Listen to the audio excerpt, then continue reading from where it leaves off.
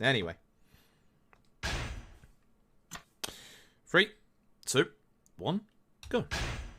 I think you can go back in and put more points down. If you click on the muffin, the channel point icon, and then you'll see along the top bar there is the bet for it, as well as the any percent Yakuza 6 Legend speedrun. I extended the days on the any percent Yakuza 6 speedrun. I know, obviously, I've probably streamed. I've had more days off this December than I've had in the last 3 years of streaming. So I've needed the time. I have needed the time, unfortunately. Unfortunately, this is still unskippable. I was hoping that this was a masked loading screen.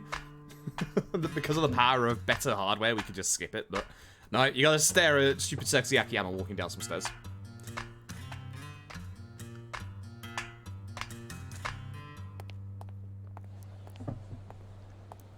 Ugh. Also, it's cold again today, so the good old cup of tea. Press the smart episode. Yeah, same. It's very much the same. Alright, so how long? The bet should have been how long until Fruit gets annoyed by the delayed menuing in Yakuza 4. The answer is the first menu.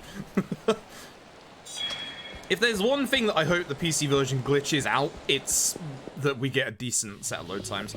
We need 16 Taras. Or 16 Tarana pluses, I should say. And 4 sake. Thank you. I have not done any practice leading up to this either. I'm literally just going straight in. I'm going straight in. Yeah, I was hoping it'd be like a Silent Hill down homecoming pull, where one of the games had a walking segment that was actually a masked loading screen. Hilariously enough. Well, so we will be doing this again because Yakuza 4, much like Yakuza 3, we can despawn civilians. That's the cup of tea talking. 240 FPS to get rid of it. At least it'd be easy to hit 240 FPS in the PC version. Probably. We'll see. We'll see this month. Those of y'all who have been very diligently waiting for Yakuza's 3 to 5 on PC and Xbox, you're almost there. That's not the right one, but sure. That's the slower one, but it's fine. There's still the menu delay, as you can probably tell. That's not what I want. Go away. You, though. Ooh, you're in a good position. Thank you muchly. Ah, that one does more damage. Come here.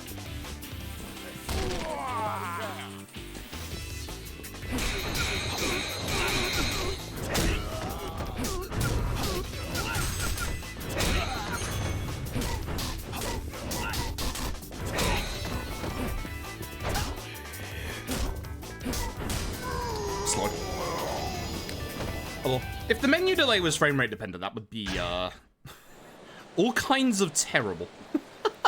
Like genuinely all kinds of terrible. Anyway, let's get going. Here we've got our good old friend Kamiyama. Hello. We'll be seeing him later on, hopefully. Well, we definitely will with Saejima, that's for sure. I still can't remember if we're supposed to speak to this guy for the EXP, but I'm gonna do it anyway. Yeah, I'm gonna do it anyway, just in case. I don't think we do, but I'm gonna do it anyway. Chrome open, no! Never again. Not after the other day. Never again. Just lose 10 minutes of the speedrun to Chrome being open. Good shit. Is there a quicker... There is a slightly quicker hitbox there, I guess. Okay. This is a nice, easy tutorial as well. This is one thing that I will praise Yakuza 4 immensely for. Every single tutorial is skippable. And I mean every single one. I almost hit the wrong button there. I almost hit circle. Yeah, it is true. 2PC setup is probably doing some kind of shenanigans, let's be honest.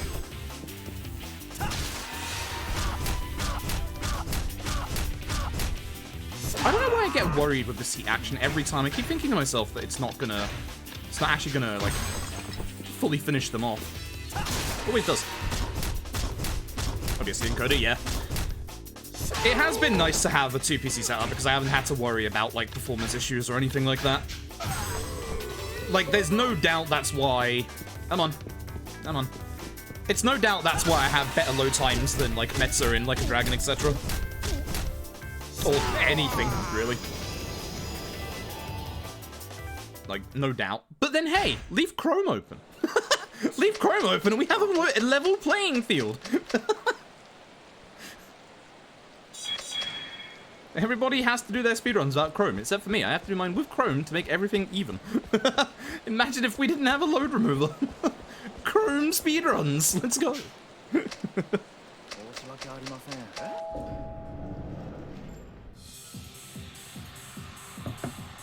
Alright, Ihara.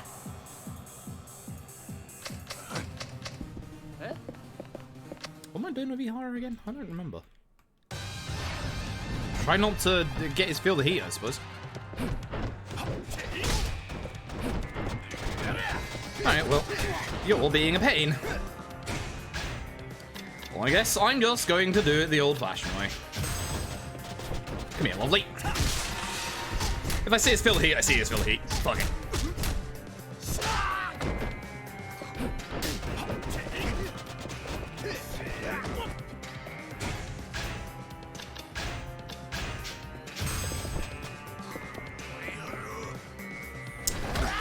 That's unfortunate. Oh well, we get the feel heat quicker, I guess. And then I don't get to do my bloody heat move. I do.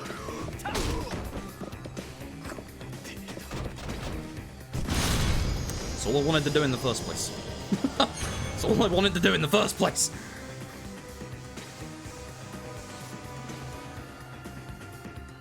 God, that's such a slow ending. Hope you're doing well, Metza.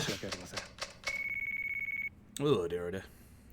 If race time GG has loadless time support. If it does, that would be really cool because I genuinely would like to do. That's something that I guess we've talked about a couple of times that we've just never done is, by the way, lower the volume of the video player now because I can't do anything about it while I speedrun. He says sitting here with one hand free to drink a cup of tea. You've been warned.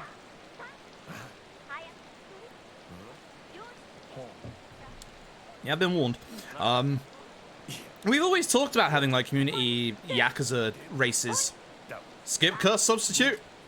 Hell yeah. Honestly, like, I want to try a run with Hero. I just have to actually do it, you know? The trouble is, like, Host's Rose Typhoon with its magic damage is just so good. I'm awake. I'm awake. Alright, let's take bets now. PC version, is this music still going to be as loud as the PS4 version? Or even louder? Alright, make sure we unlock the weapons shop, otherwise the run's already over. Yeah, to save time, exactly.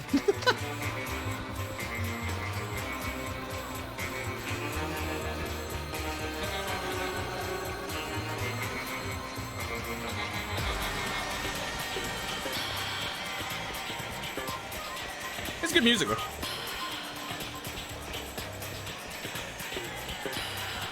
Well, so you can tell I can't get a good grip of my DualSense, so I keep, like, slightly running left and right a little bit. Small hands, bigger controller. Do not approve of this so far.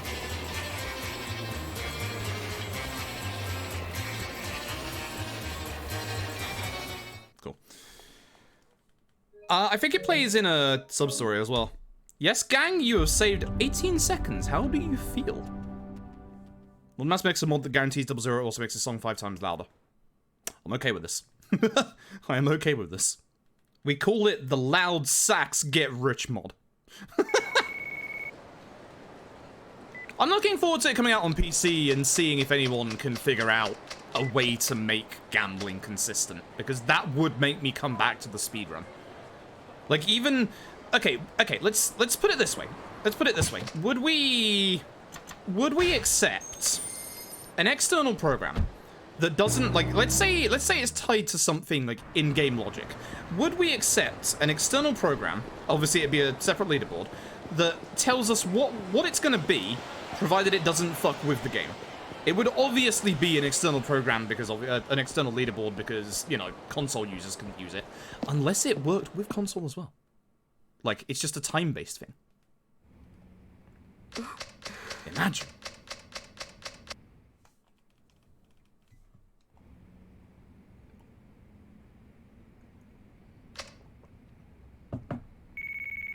Ugh. As he plays Yakuza 4. Listen, the way that I was thinking about it, was that we had that poll the other day, and there were 3 options that had 1 vote between each other, which was Yakuza 5, Kiwami, and this. And we did 5. We did Kiwami. So I thought, you know what? Fuck it. RNGC based off the time spent menu? Yeah, exactly. Something like that. Like, if it was something that worked with console as well, then I say just pure allow it. If it was just PC, then nah, fuck that. But if somebody could find a way to figure out how gambling is consistent, that would be insane. Where am I going?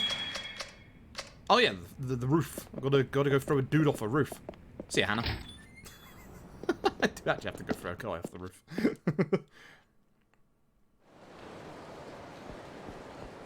Alright, now comes, hopefully, no fight spawns. Fight spawns in this game aren't as bad as Yakuza 5, thank god, but there are still a couple of fight spawns that can be kind of nasty, so we're just going to have to be a little careful. But we're going to be running over to Theatre Square. This is the point where fight spawns appear in Kamurocho. The reason why I'm holding down, that's fight spawn in front of me. So scared for a second there. That's a sub-story. By the way, it's much like Yakuza 5. You can see him on the right. It doesn't despawn him. He's still right there. I'm so glad that wasn't one of the fight spawns that drags you backwards. That was genuinely terrifying. So we spoke to a couple of people. Again, there's fight spawn there, those 3. You can see that this lady here has a blue arrow over her head. That is experience. There's one case of an NPC where he doesn't give experience, but he gives an item instead. We're going to be leaving her and the item guy until specific characters later on. So we'll grab those later. Hey, Nico. Hope you're doing well. Hope you're doing well. Hey, Neon. Hope you're also doing well. Board of directors of Yakuza runners? Yeah. Essentially, like, we just need a way to figure out. Like, it doesn't have to be like an external tool or anything. We just need a way to figure out how gambling works. And if we have a way that says to us, oh, you're definitely going to get 0 or 00, I'll come back to runs of this. If I come back, I mean I'll do more and more runs. Run's going alright so far. I'm about to level up and I'm about to forget literally everything, apparently. Let's find out. I want Boozer's Law. Double. Triple. Essence finishing. Yeah. And then I want to get drunk. Happy New Year. Right. You. You're not the guy. It's the guy in front. I see him. I didn't do a full combo. You. Bye. He has 2 HP bars, therefore he goes off the roof. Now, if we do it right, our full combo should take care of everybody in 1 combo. So that guy who I'd already hit before.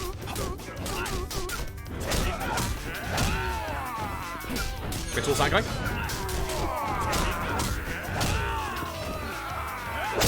I'll take that. I'll take that. Not great. That's fine. If it was linked to IGT, we have no idea what that is since it sucks. Yeah, very true. Very, very true. She's very unfortunate. Like, hopefully we can get something that at least can give us an indication of what it is. If we could find something that 100% tells us, that would be also very nice. Alright, the good old chase segments. So you have a quick turn here with R1. It doesn't work half the time, so we'll never use it. I will not stop. I hate these QTEs here jumping over the rooftops. They seem really short. I hate them.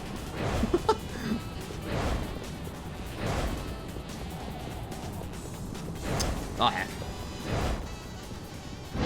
Oh, heck. Alright. Prediction gang, you are still ahead. Trouble in the Tojo clan. Never. Oh, nothing beats a nice hot cup of tea at 1 in the morning.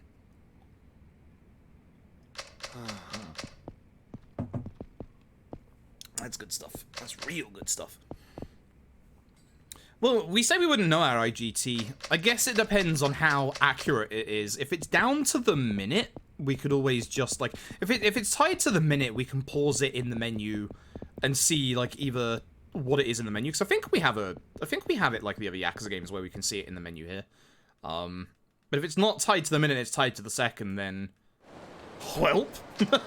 Welp. To have a green tea for a beer at 1 AM. Hey, that's still good. That's still very good. First Yakuza game you ever saw anyone play, you were so confused. I mean, it's interesting because, like, originally, Yakuza's 1 to 3 felt like a trilogy. And then 4 to 6, like, kind of felt like another one. Oh, I missed the last hit. You, though. Oh, I don't have enough heat because I missed the last heat. Damn it. I should have heat attacked the other guy. Oops. Please drop your guard. That's bad because of that. Alright, that's a time loss. So what I wanted to do is I wanted to hit the other guy with a full combo because then I could have used the heat move off that guy on the pole, but obviously I didn't have that, so I couldn't do that. Forgot that could happen. Either way, it's time for Akiyama to meet the first of his masters in the game. It's your old pal and mine, it's Saito. Saigo. Why did I say Saito? Oh, because Saito's coming later. So Saigo here, he is Akiyama's master. This guy's going to steal our wallet, and it's going to introduce us to the second type of chasers battle, where we have to chase this guy and punch him a couple of times. Which, there's one of these in the game that is actually terrible. No.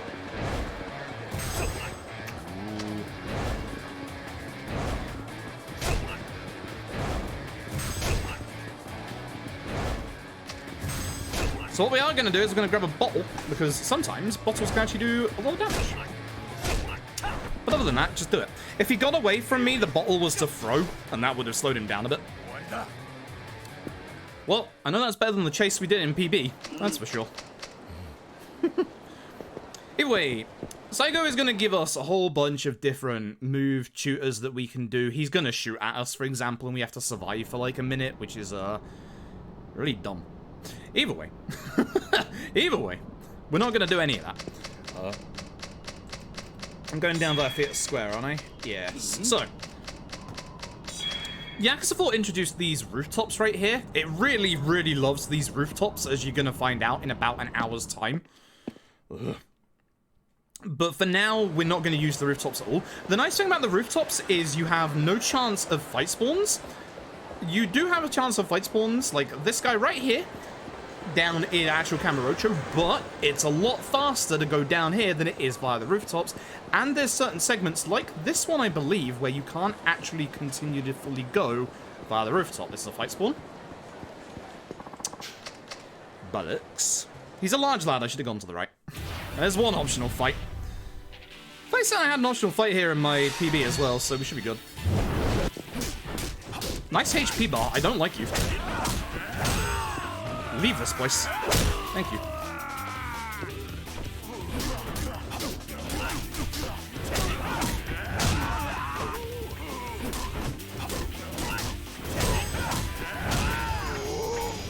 Oh well.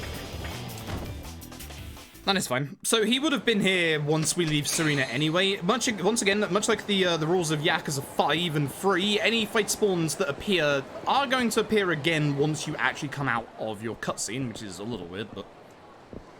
Jumping in the chase is faster. It gives you a little bit of a speed boost, but that doesn't exist in Yakuza 3's chase segments. Fun, that. Hence why we'll be, like, jumping downstairs and jumping around corners so that we don't lose our momentum. This is Sugiyuchi. He's a bit of a dirty cop. He also listened in on us while we were in the bathroom. That's not cool. You don't do that. You're supposed to give each other peace and privacy when you're in the bathroom. Not cool. Either way, he's a very aggressive cop. A bit. So this is Lily. She's here for a loan. We as Akiyama are pretty much a loner. A loner. We give out loans with no interest, but only if they can meet our conditions. So for Lily, we're going to make her into the #1 hostess in town.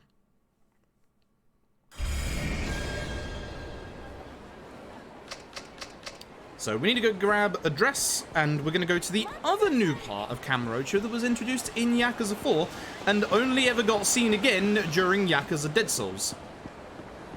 The underground shopping mall. Nice thing about Showa Street is you can't get any fight spawns down here in the old engine. You can in the new engine. Oh, I don't like the look of that. That's a fight spawn. Don't turn, don't turn. Cool. Cool.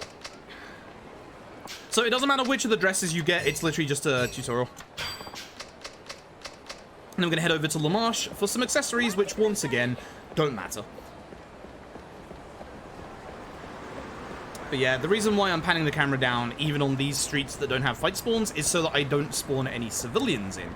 That way I'm not going to get pushed about when I run down these very narrow streets. Good old PS3 games. It's much like if you remember the GTAs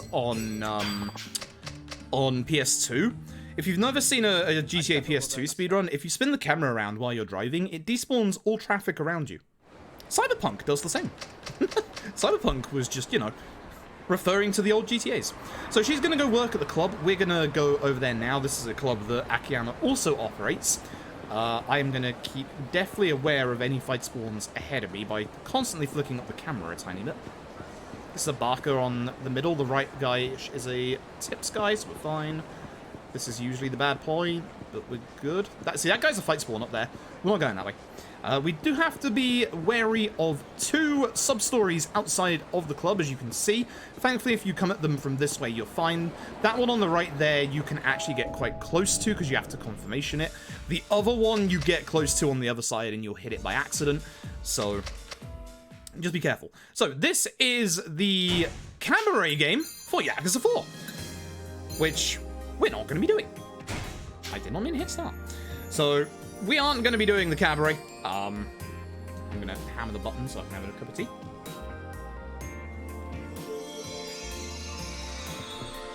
And it's going to introduce us to the cabaret stuff in 3 different tutorials. This one just goes to show you that if you change their dresses every so often, it'll get their motivation up. But also, the different dresses and the different accessories that you get basically change around the different parameters of each of the girls. This is a full-blown mini-game, by the way. This thing can take like 10 to 20 hours, so it's a really involved mini-game with a lot of gameplay attached to it. There is actually speed tech to it as well. I don't like it as much as, and here you can see I'm going this way specifically to avoid that one sub-story. I don't like it as much as Yakuza 0/K2/ no more slash cabaret, but I do like it more than Freeze and Fist of the North Star's cabaret. Yes, I went there. that was the slash. That was what I was waiting for. So we've got to run over to Fit Square. We're going to get a text or a phone call. I had to wait for that for a second. I had to think, wait, do I really like Fist of the North Star? Nah. Nah. I don't mind Fist of the North Star as a game. I just don't like what they did to the cabaret in it. So, now we got to go over to the Champion District, and I still don't know whether it's quicker to taxi over there or to walk over there, so I'm actually going to walk over there. Fist of the North Star had cabaret. You get introduced to it in the main story, but you don't actually have to do it. That's a fight spawn. I can go this side. Which is kind of weird. It's like, I don't mean to constantly, like, rag on Fist of the North Star, but there's... I like Fist of the North Star. It's a 7 out of 10, but as far as, like, Yakuza games go, or games of the Yakuza games ilk, it's the worst one by far. And it's such a shame, because, like, a lot of the game... And I can back up what I say with what I mean, in that, like, with Yakuza 4... With Fist of the North Star, for example, the... You're fucking with me. That's a fight spawn. Yeah, come on. Come on, bud. Come on. Yeah, I'll beat it, alright? I'll beat it by going around you. Bye. So when you lose fight spawns, you have a couple of seconds to be able to get past them again. In case you get that fight spawn. Awful fight spawn. Drink sake. Good note. With Fist of the North Star. With Fist of the North Star's minigames, you actually have a random chance to unlock them. So unlike the other Yakuza games where you unlock them straight away, Fist of the North Stars are literally random unlocks, which you shouldn't have to grind to unlock a minigame. Simple as that. I don't know where the gun went. Again, I heard it drop. That's the sword. Well, when in doubt. It's actually worse than our combos. I shouldn't have picked up the sword. Unless you can do that. Hey, bud, how do you feel about being stabbed? Okay, I wanted the heat move, but it's not going to happen at this point, so... Well, we're losing time because of that random fight spawn. Oh boy. Oh boy. Yes, betters, you're in trouble. This is the end of the chapter. Some chapters just end with a conversation. Like, no big cutscene or anything like that. Just, you know, okay, good night, Akiyama-san. Cool. Good night. Oh, yeah, we lost 30 seconds because of that random fight spawn. Also because of the gun guy. I don't know why I keep losing the gun from the gun guy. Like, that's happened in, like, 2 or 3 runs at this point. Yeah, that one Yakuza free chapter. At the very least in the speedrun, we go a little further and we go over to the Kotobuki drugstore and go grab the locker key. But it is essentially just, Kiryu goes to Millennium Tower. Seinfeld title screen. Oh yeah, for any voice cutscenes that are unskippable, it's quicker to mash the button. I forgot about these. Started in Yakuza 3, thanks for that. I'm gonna be mashing a lot in this one. It's on IRL level. That is conversations these days. You have a conversation with someone, you have like 2 lines of dialogue and then that's it. Cool. Whew. What am I doing? Right, so Akiyama's final chapter is the length of his previous 3 chapters put together. So we're supposed to head to Marimba to go explore some stuff, but actually we're going to get called to the club to do the second part of the cabaret minigame, and this is where the speed tech is going to come in. Tap is actually the one who found this speed tech, thank goodness for that. More sub-story stuff. So once again, we're slightly drunk as well, so there's a chance of fight spawns. We're going to be very careful going around there. This guy scares me every time. I keep thinking he's a fight, he's not. I'm going to be keeping an eye out because this place is also a good spot for fight spawns, so is ahead of us. Don't want to... No, we'll go this way. Yeah, we're fine. This spot right here in the middle of the crossroads is usually a big fight spawn spot. That's why I usually don't come this way. Okay, good. They're just schoolgirls. That guy on the right, though. No, we're good. I hate trying to run to this place every single time. And Kuro found this tech on the Game FAQs forum. Sick! I always thought it was you. Either way, one of Kuro or Tap found this out. So once again, we're not going to bother doing like the dress-ups or stuff like that. What you're supposed to do is you're supposed to walk around the entire club, get 3 different opinions, and then the game lets you continue. But what we're going to do is going to run up to this pillar here, get the first, look at Lily, get a second one. I'm hoping that is correct. It is, and there you go. So that saves you from having to walk around the entirety of the club, and you can only walk at walking speed. So it saves, I can't explain that it saves like a good 30-45 seconds each time. Like, it's a lot of time each time. Like, it is a massive chunk of time each time. Like, this is good speed tech. This is very good speed tech. And for the first part, she always has a customer. So you can always do it from this pillar here. The third time is going to be slightly different, but also still the same. Also, I can tell it is working because the text box on the left is changing, which means I am getting fresh ones each time. Each time that happens, it's counting as a fresh dialogue box. And there we go. So if you think that we saved like 30 to 45 seconds per each time there, and there's 3 of them, that is a lot. That is a lot. It's very nice. Don't worry about this guy dead in the road. He's fine. he's not dead. He's just sleeping. So please no fight spawn down here this time. That would be nice. Because I had one. I definitely had one here in my PB. Heck you! I could always drag him away. Yeah, I should have done because of this guy. Come on. Oi. Come on. Oi. Come on. Oi yourself. You can stop now, fella. Thank you. Why is he calling me a little shit? Please don't have anyone around here. Please don't have anyone around here. Please don't have anyone around here. Hey. Right, so we're supposed to go to the bar here. This is the reason why I like going the other way, and I probably should have gone the other way, but because the trigger is around the corner rather than this side. But I saw the enemy spawn. I made my decision. It was the bad decision. So here is Nokama here. She's going to tell us about the club here. So we found on Lily's lighter the name of this club. We're going to go inside here, and we're going to find the owner of this club is in a spot of bother. Shout outs to this guy. This isn't the last time you see him, because this model here, this body model, is actually used as one of the zombies in Yakuza Dead Cells. So what we want to do here is we don't want to see the jacket. Actually, no, we do want to see the jacket. We don't want to see the blood. Damn it. You only want to see the jacket and the lighter. They're the only 2 you need to see, but the hitboxes are slightly large. So I always manage to hit all of them. And then we leave. Now we taxi. Now we taxi. Right? Yes. Oh, we're going to taxi and then we're going to meet one of the best characters in the 3 to 5 saga. I absolutely love them. They are absolutely amazing. Fight spawn on the right. So if you get large lad fight spawns like that on the right, they actually run slower than you. Every normal fight spawn, like a guy that would be that size, this isn't a fight spawn, thankfully, it's a tip guy, always scared of that guy. Every large lad fight spawn you can actually run away from, because you are slightly faster than them, but for the normal sized enemies, you are not faster than them, and they will catch up.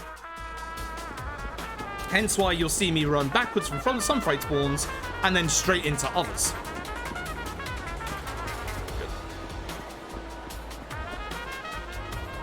This soundtrack, though.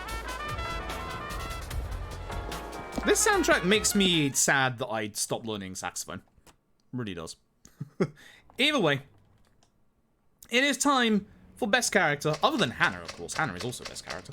Hannah's been assaulted, our address book, or our client book even, has been stolen, as well as Kido, by a guy named Midori Akawa. We're going to go after him, but first, it's Mac!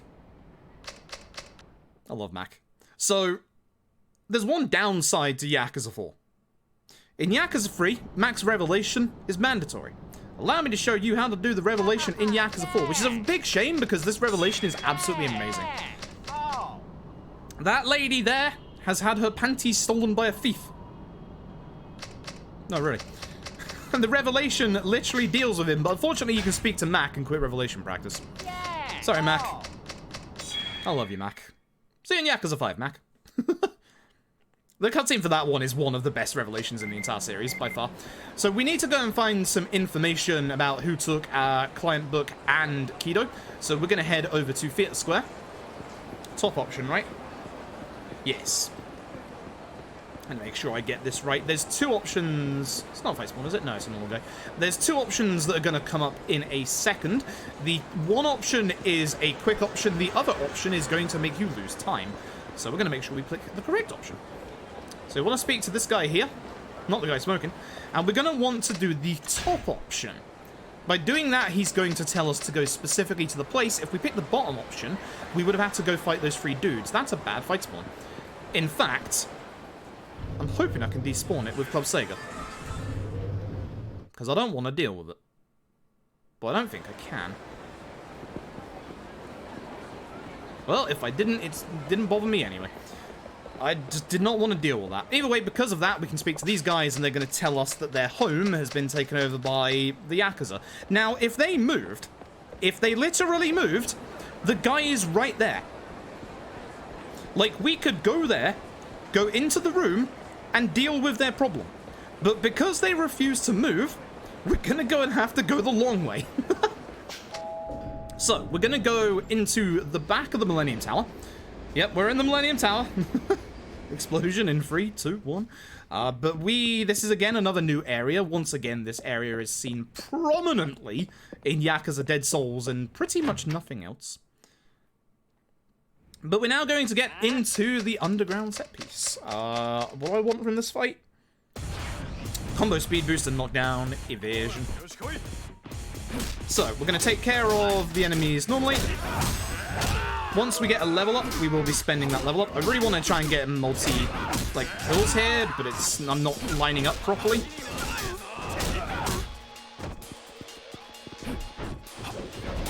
You thought I missed you, didn't you? Haha. Cool. Nice, so. Tech.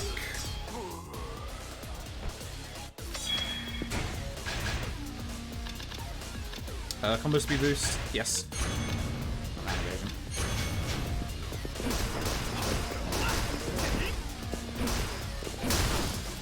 I forgot the combo to open the door. Whoops. Right, so we're going to carry on upwards. We're going to get assaulted by this hobo lad. Hey, Drake. Hope you're doing well. Speedrun here got really excited for that revelation for a sec. Yeah, sadly. That's the trouble, and that's the trouble with speedrunning, is that there's so many cool things, especially with the Yakuza games, that I would love to show off, but speedrunning is a big no. You can't do that. I was really hoping that would turn me against this guy, but oh.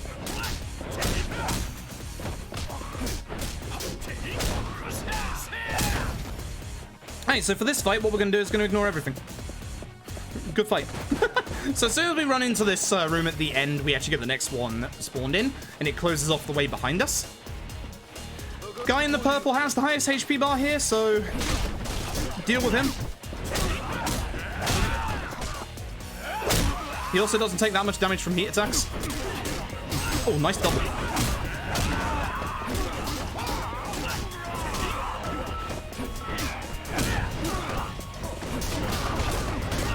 Bouncing enemies off walls, if you can, is really good. Oh, he aimed for the hobo guy. Nice. It's exactly what I wanted. Hi. With him dead, we're going to run forward and we're going to find that this door is locked. So we're going to go and have to employ the help of another homeless guy who is all the way back here. Also, remind me in Kiryu's section to pick up all the items. Otherwise, this run is going to die before we even get to gambling. Here he is. He's just hiding in the corner.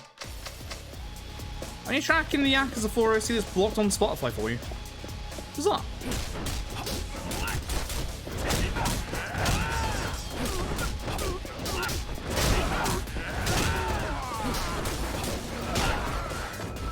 So you do have to take care of every enemy here. Once again, heat attacks work really well on them. And the other guy is dead. Nope, I say dead. He's actually trying to punch me right now. Not quite dead. With all the enemies taken care of, the other hobo guy will come along and help us. Seems like a weird error. Yeah. Also, it is nice to have all the Yakuza tracks on Spotify. Even stuff like Ishin. Here, we're going to deal with everybody as per usual. That was a very, very nice double. We're going to very quickly just go over here with this pipe and hit this guy. Heck you and your entire sofa, my friend. I want you out of the way. Thank you.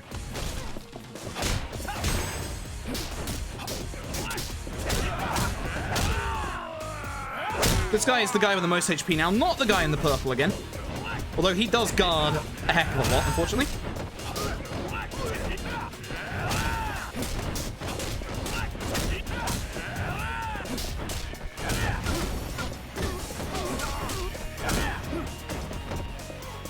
That was okay. Either way, we don't have to go back for the hobo friend this time. He actually comes with us. I should probably, if I can, grab stick. Use stick. Actually, I think you can just normal attack this guy, but I just want him. I want him gone.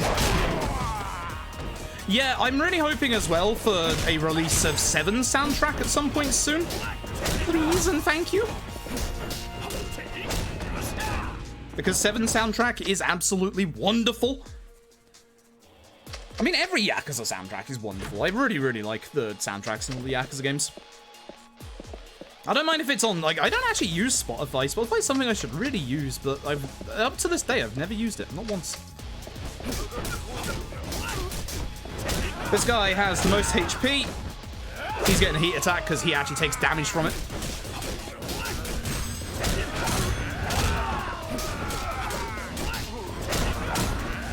Once again, knocking enemies into corners is your bread and butter here.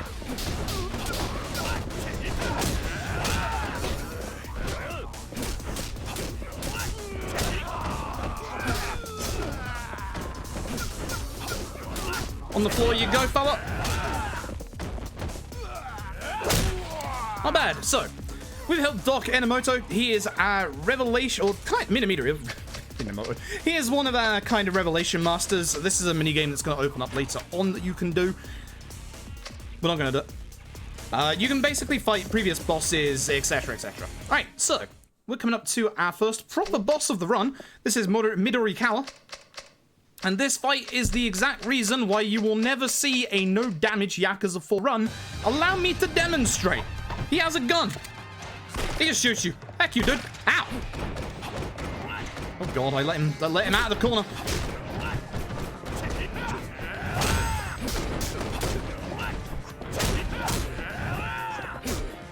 Why couldn't I do the heat move? Weird. Alright, so make a note of where he dies, because that is where he's going to drop the gun. The gun is important. He's gonna run away. And a couple of friends are gonna turn up. Thankfully without guns. Ah, I kicked the gun away. Okay, note to self, gun is gone. Didn't want to pick that up, but okay. Akiyama, I don't know where you're aiming right now. Okay, there's the gun.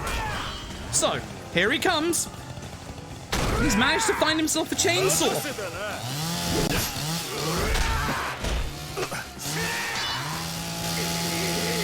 And this is why we saved the gun.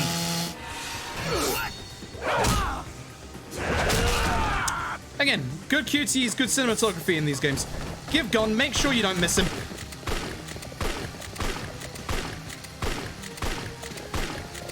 Good fight. Bad first parts of the fight, but good end to the fight. Not bad. Not bad, but that's why you save his gun, is you save his gun for him. He shouldn't have dropped his gun.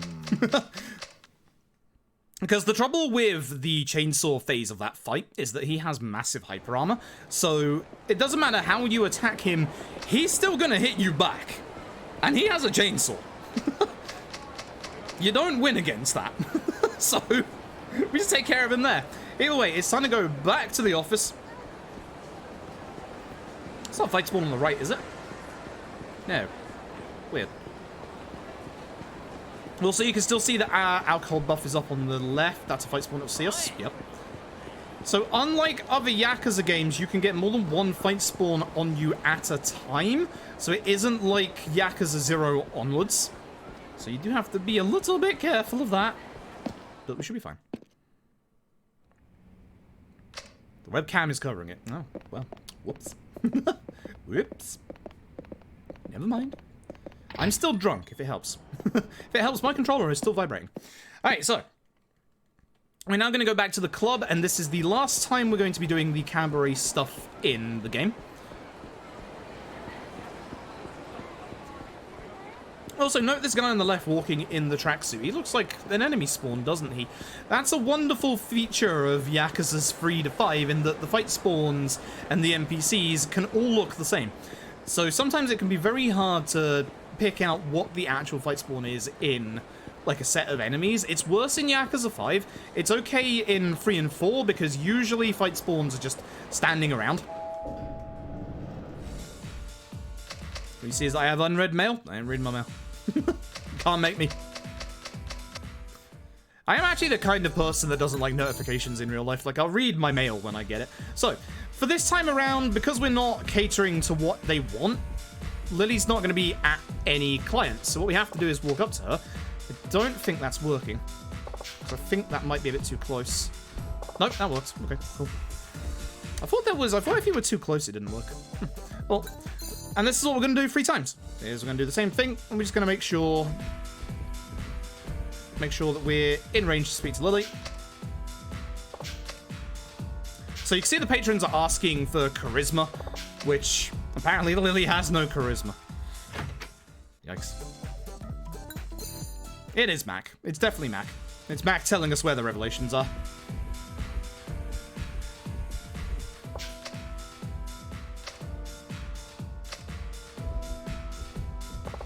Cool. And there we go.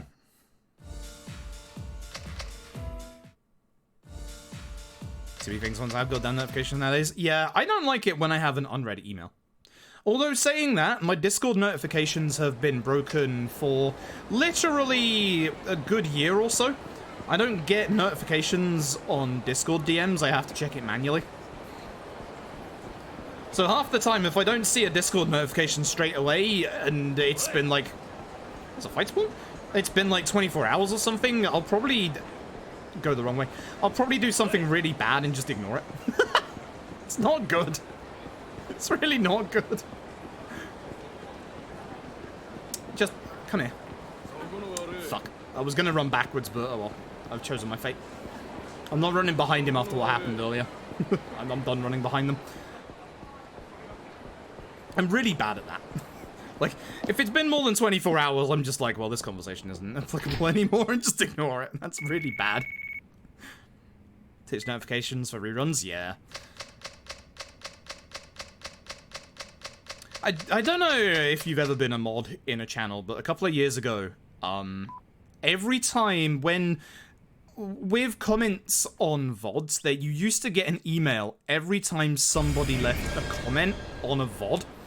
And that was one of the most infuriating things I think I've ever seen as a mod, was just a literal individual email for every individual comment. Could you not? That's the reason why I turned off comments on my VODs, was because my mods were going insane. If you want to get in touch with me, I'm quite easy to get in touch of, just don't use Discord. Oh, I hated that. I hated that so much. Yeah, exactly, Tap. Exactly. Like, one of the times where it happened, I woke up to, I mean... Nal, are you a mod in Wolfie's, or are you just a VIP? Because it happened in Wolfie's channel once, where someone was trying to backseat him during this I want to be in a guy avoidance boss. Like, do this, do that, etc. Without realizing it's a VOD. So it left, the person left like literally like double-digit messages, and it's just like, no. Find me the setting to turn this off. That's one of the other reasons I turned off like comments on my VODs. Ugh.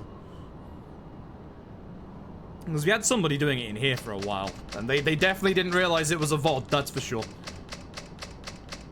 I don't mind it on like YouTube and stuff like that, because that's the whole point of YouTube comments, but... Ugh. Ugh. This is where we go back to Sky Finance, isn't it? Yeah. We get the conversation to go back to, at least we go back to Sky Finance. We're looking pretty good time-wise, yeses. That's all I'll say. If we get into a fight spawn, though, oh baby.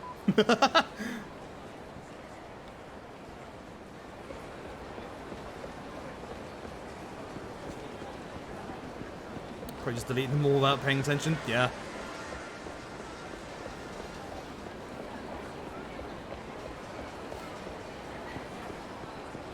Hello again. Fine, I'll run in front of you. Wait. I will say that I'm very glad I never once had the fight spawn outside of Serena. Like, that's one that usually is on that street corner. I haven't had it once this run. I've had very good luck in regards to that. So... nice. Anyway, now we chase Hannah. Because we don't respect Hannah and we take her for granted. Hannah is also much faster than we are. No still differences speedrun this PS5, PS4? No. Not really. I don't even think, like, there's that much load time difference either. It's going to be the same for PC in that there's not going to be that much difference because, like, the load time's already pretty good. They're pretty much non-existent.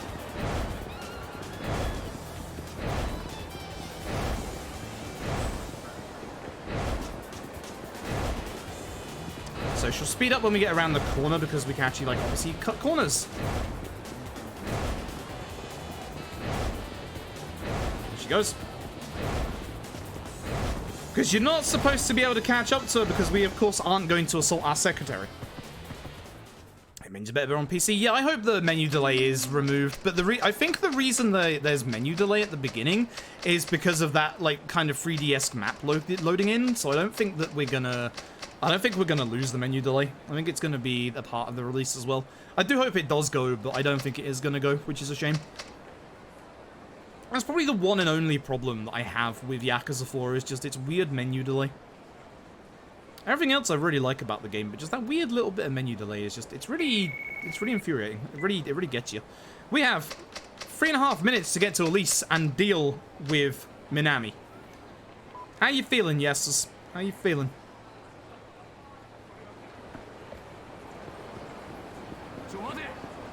Sorry, how was the fight spawn? Excuse me? What? I didn't even see it. Hey, Apache. Hope you're doing well. Yeah, I woke up late and was just like, and was just like, you know what? I'll speedrun Yakuza 4. Sure, why not? I like going this way because there's no fight spawns, but you just have to get past that fight spawn. Every time. So there are a couple of locker keys we'll be picking up during the run. There's one on the right here, or here, for example. Which contains a spicy knife, but we're gonna have to wait for a spicy character for that spicy knife. Avoid the substory. There you go. This one we can get close to, thankfully. Cool. Here we go. We've got 2.5 minutes, folks. Hopefully we don't drop him out of the combo.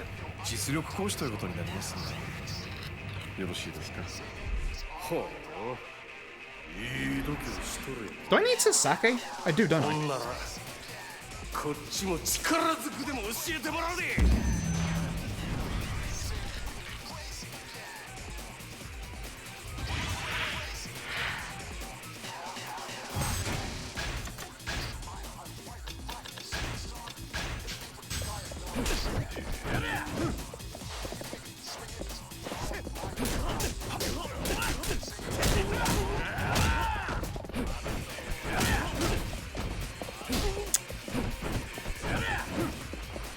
That's bad already.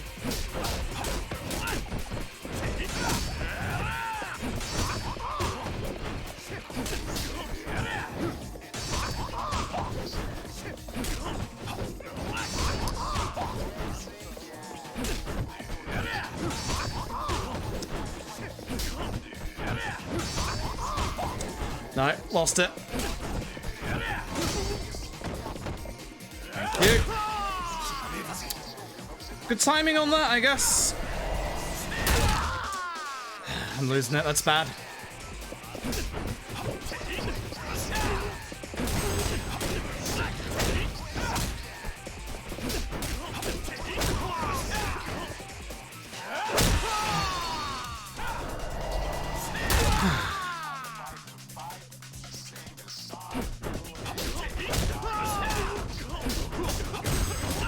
Nice corner.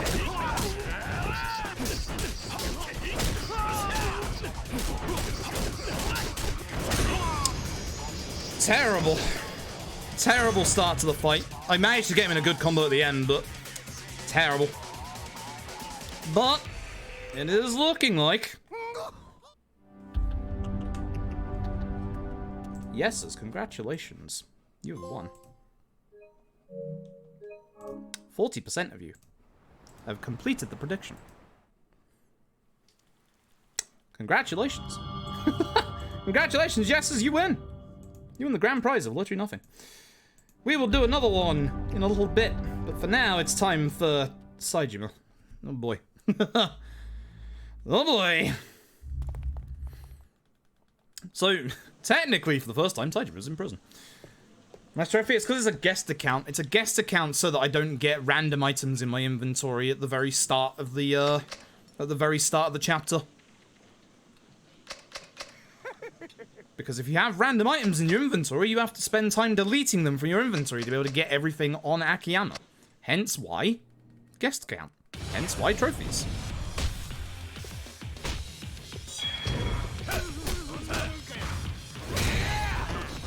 Line up.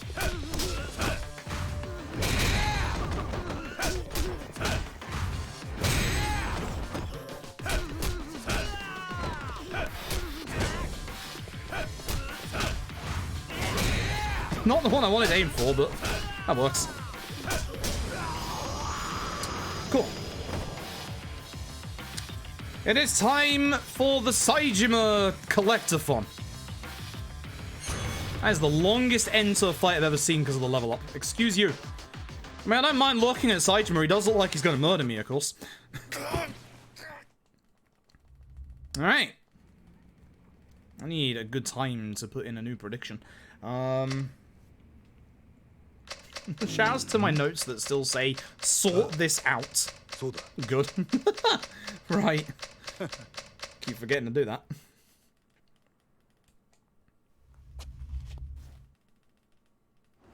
So, we're breaking out of prison with good old Hamazaki. This is the Hamazaki redemption arc.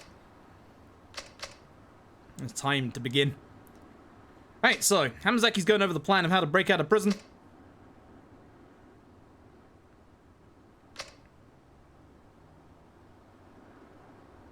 I need more mods to do predictions for me.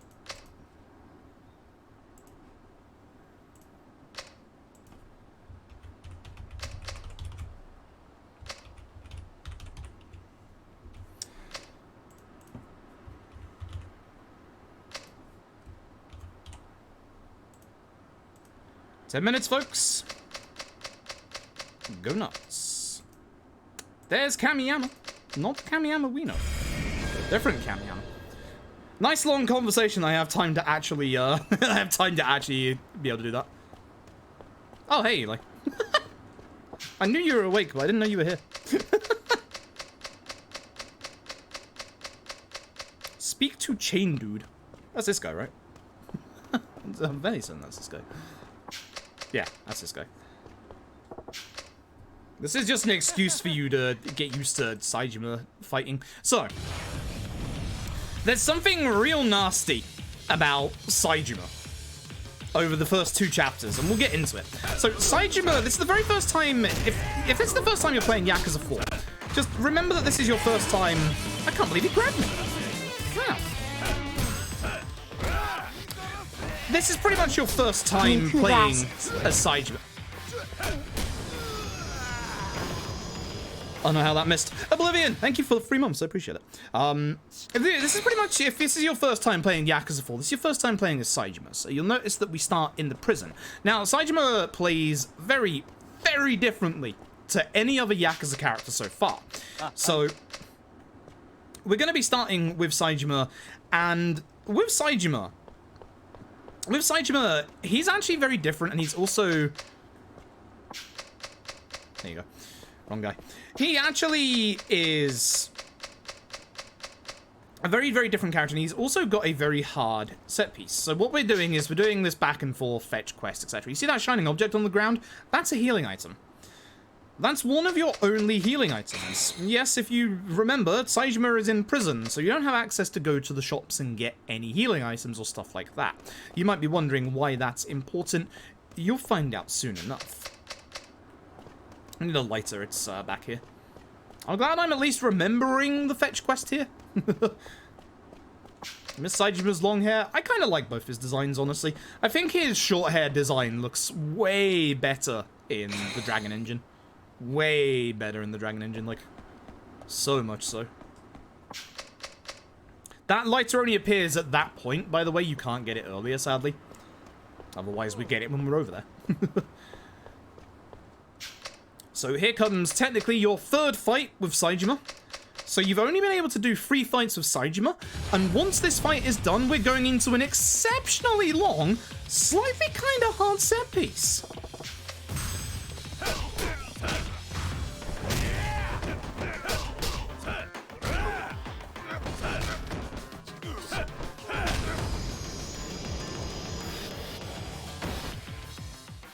Cool. So we have borrowed the hoe. Now we're going to go back to Kamiyama, who's going to make us a good old grappling hook.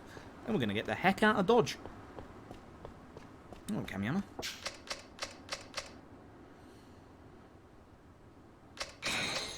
I ain't no snitch. Sweet Hamazaki is going to go tell us to put it in the hole over in the corner. And off we go. So here's where things get a little problematic, because now we're going to begin the big long set piece. So essentially all you have is one healing item, and if you're not used to Saejima, you might have already taken some damage up to this point.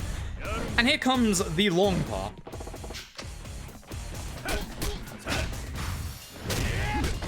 Saito, I'm gonna need you to stop.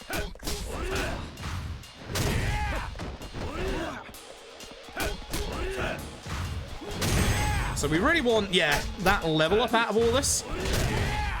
Because I'm gonna apparently get knocked down. Where are we? Double. Hello? Triple.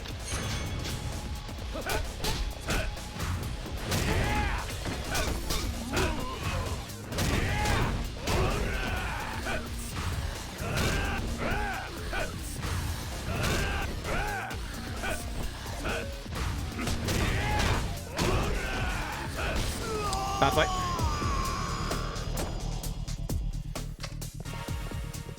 Hey, don't forget the upgrade on the roof this time, yeah? That's definitely what I forgot last time. That's absolutely what I forgot last time. So, Saito here is going to be hounding us during the entirety of the set piece. The next time we fight him is going to be the worst, because to do it fast is slightly annoying.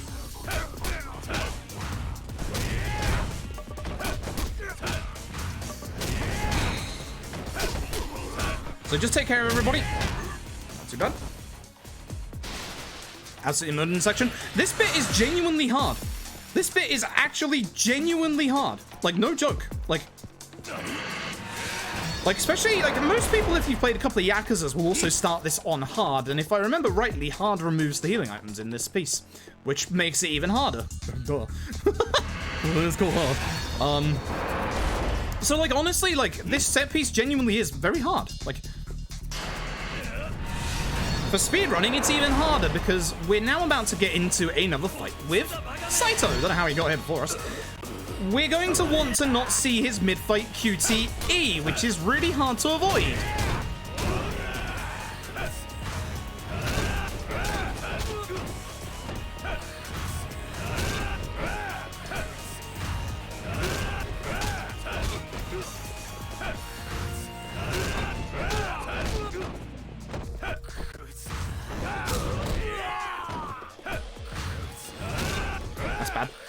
It's gone it, yeah.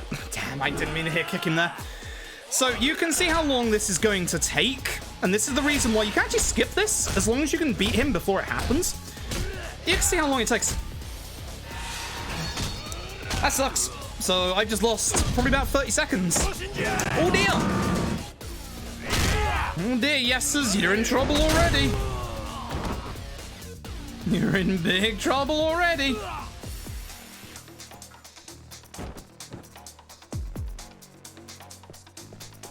So grab the key off Saito, don't forget to grab it. Only fools forget to grab that key. Well, say Votus, thank you for the luck, appreciate it. I'd say it's going well so far, but you just saw what happened there. I accidentally kicked instead of punched, so I messed up. Oh well. Never mind. I like playing as Saejima, but I really do like playing as Saejima more in Yakuza 5. I find his fighting style way better in 5. It's a bit more free-flowing, it's nice.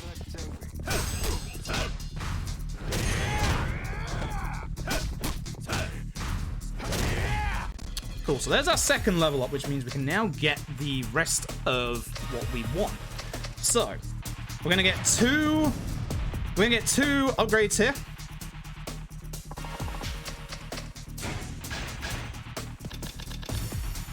Combo speed boost. That's his finishing. Imagine me remembering to get my upgrades. Good. Good. And I'm fairly certain that is the last upgrades that we get for Saejima. So there's a sniper. Hamazaki's gonna say, hey, distract him, and I'll go take him out. Thanks. So we just have to go along and kick these doors in. I was gonna say, hopefully before we get shot, but I probably shouldn't do the full charge combo on these doors, honestly. So the bad part isn't because of the sniper. It's actually because of the guy with the grenades behind us. Nope. Ah, why would you grab, sir? If I can get here quickly enough, I shouldn't get shot. Oh, I was trying to roll again and I didn't.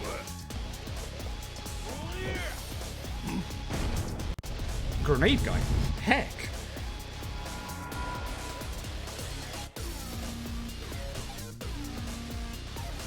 So, Hamazaki is actually going to give us a hand. Thanks, Hamazaki. Hopefully because the grenade guy uses grenade means he won't grenade me. Nah, that's wishful thinking, I suppose. I'm gonna run here so he doesn't grenade me again. I hate the grenade guys in this part. The sniper makes a pistol sound, it's very silenced. Or it is just a pistol with an exceptionally long barrel and a scope on top.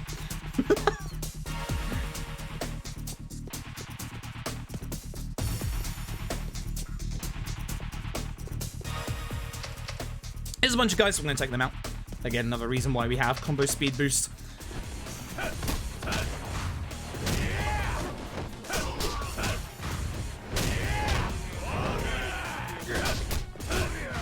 So some of them have smaller HP bars.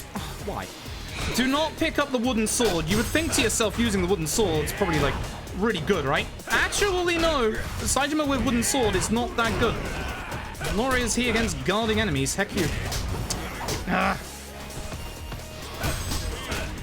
So you might not want to get taunt there far.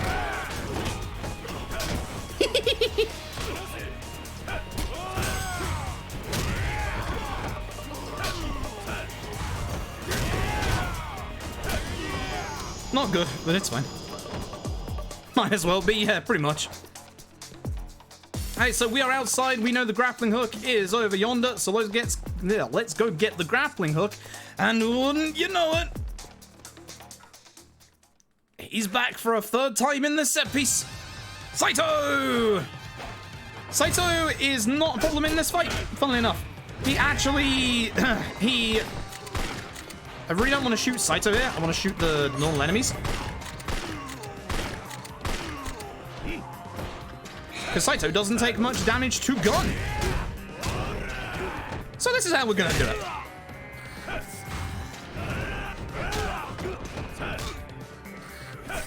We're going to bounce Saito.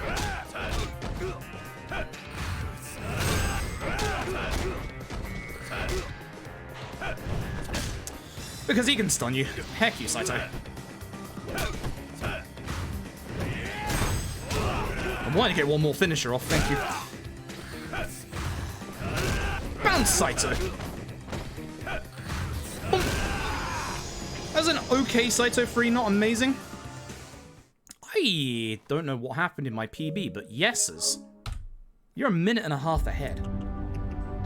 You must be feeling pretty good right about now. So, and if I was to tell you the set piece isn't the only reason why that whole Saejima start is a whole load of hot bullshit.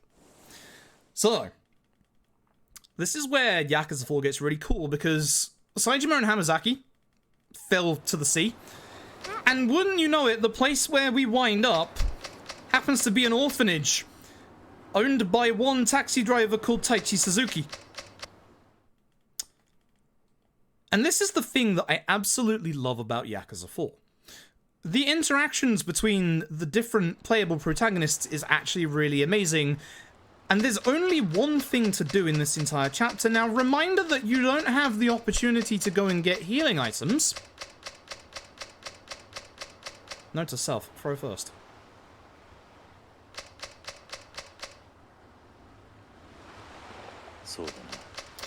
You can tell what this is building up to. This is building up to exactly what you think it's building up to. You've had control of Saejima, gameplay-wise, for about 15 to 20 minutes. You've not been able to stock up on healing items. And then there's this. And that's what I absolutely love about Yakuza 4, is it's unashamedly go fuck yourself. I love this game. I actually love this fight. This is why I wish there wasn't the post-credit scene of Yakuza 3. Imagine going into Yakuza 4 and seeing this for the first time since the ending of Yakuza 3, pre-post credits. Just imagine. Yeah, as Hoxie says, Kiryu Tiger Drops in this fight. Kiryu has the Tiger Drop. You've played as Saejima for 15 minutes!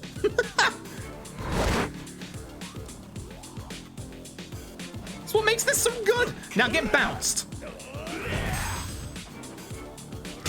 We're going to try and keep him down on the ground. We do not want to see him in his... Oh, that's bad. It's begun already. Because, yeah, he also has the Kamaki reversal.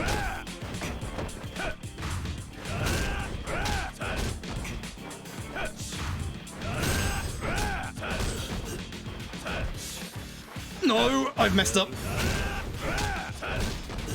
Please get that finisher off. Are you joking me, Saejima? Okay, well, that didn't go as badly as it could have gone. You're supposed to use your essence of finisher there, and for some reason it wouldn't let me do it half the time. That scared the living crap out of me. That may have looked like an easy fight. Trust me, it's not. I messed it up. That is how you mess it up. Trust me, that was actually the bad way to do that fight. That is a scary fight. I'm not joking you. That is one of the scariest fights in this game. Like... You have to fight a Kiryu that has the Tiger Drop with a character that you've been playing for 15 minutes with no access to getting healing items. That's not an easy fight.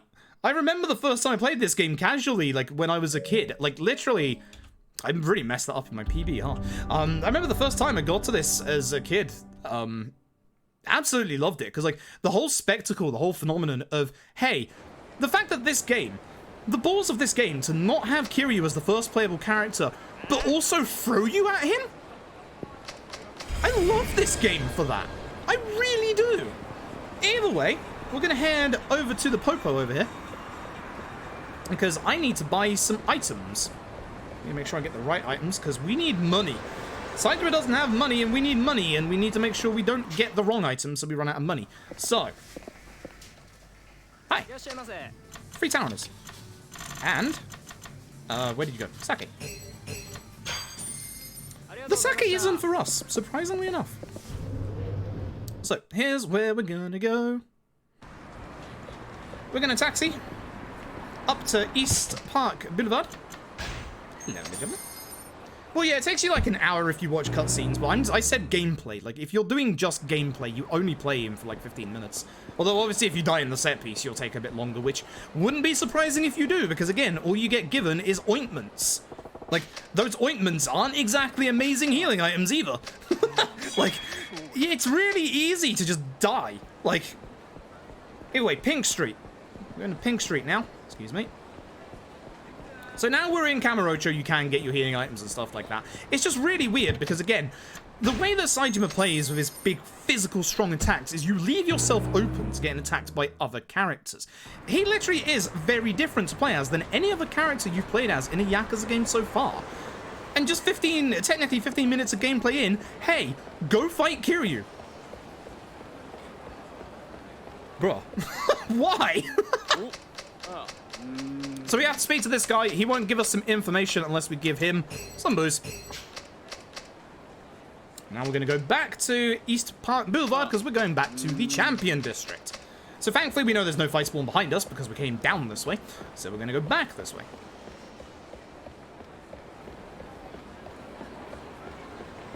But the things that I'm saying in regards to like Saejima having to do that, in regards to having to do the, having to do that set piece and then fight Kiryu, I'm not saying that as a negative, I'm saying that as actually a really cool thing. Like, Yakuza 4 literally does not hold your hand, despite the fact you are playing as new characters. And I actually really kind of like that a lot. Like, again, the whole spectacle of Kiryu should be that he should be a tough fight. And he is. Like, it's Kiryu. Oh, for fuck's sake. Come on. Come on. Come on, large lad. There you go. My champion district fight spawns have not been kind today. They've been very unkind so far. Either way, we're going to meet a character you've seen earlier. His name is Kido. So we're after the Shibata family for things that happened that got us in jail. We shot 18 men of the Ueno Sailor? No. I don't remember. I forgot who we shot. Either way, we shot 18 dudes, and now we got put in jail because of it, and now things are going wrong, and we're here to fuck things up. Either way, Kido's chase. This is the worst chase in the game. This is actually the worst chase in the game. We are going to have Kido basically, yeah, go absolutely crazy at one point. I really wanted to hit him at least once there.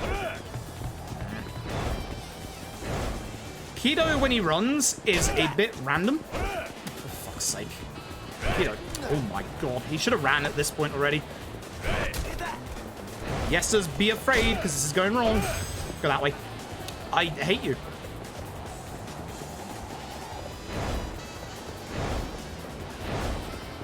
What is he doing? Where is he going? He's going to run again. Oh, imagine if I kept him in the corner. Imagine if that was a thing. So yeah, you can't throw bottles at him when he runs because he dodges. Imagine if you could actually find a way to keep him in a corner when he's running here and just run it out. That would be insane. Where are you going?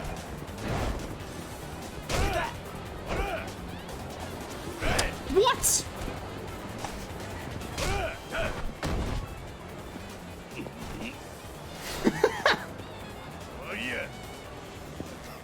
I'm upset. I hate that chase. I hate that chase so much. That's such an annoying chase. I'm not good at it. Kido just, yeah. Kido taking the mickey. Alright, so. The first of our locker keys that we're going to be collecting is right here. Because, spoilers, you're looking at Saejima's final fight. Yeah, we're going to be punching Kido at some point. But here's the thing, we need to stun Kido at some point. Kido here is going to have a heal that we can't punch our way through. So here's what we're going to do. We're going to get something that's going to punch through his heal for us. Do we have to stay close to Kido, or does he just go all the way? I can't remember. I feel like there's one NPC chase part you have to stay near them. Either way, we're going to run over here. He actually keeps going. There's our first locker key of the run. And we're going to open up this locker key, and we're going to get the hyper stun gun. No, Kido here has no idea what's in his future.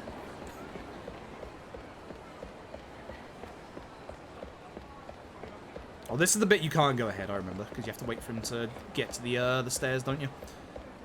So, wait for him to get here. There you go. So, this is going to be Saejima's hideout. You might remember it. It is indeed Midorikawa's office. I was supposed to speak to Kido. Or no. Or no. Yeah, I am. Wait. Huh?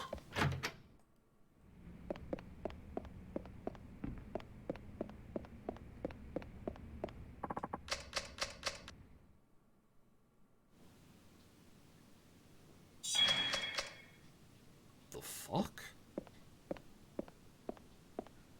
Never had that happen before, but alright. So here comes the unfortunate part of Saejima's section coming up. Not just yet, but it's coming up in a bit. We're gonna go and meet Saejima's move master. I'm gonna run out here and we're gonna get accosted by a homeless dude who's like, "Hey, you're strong, come help me." Yeah, not wrong.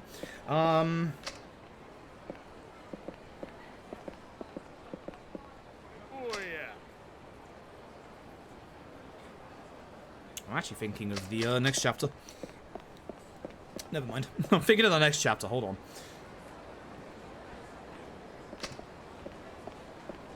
So, yeah, we're getting shown one of Saejima's unique traits for the game.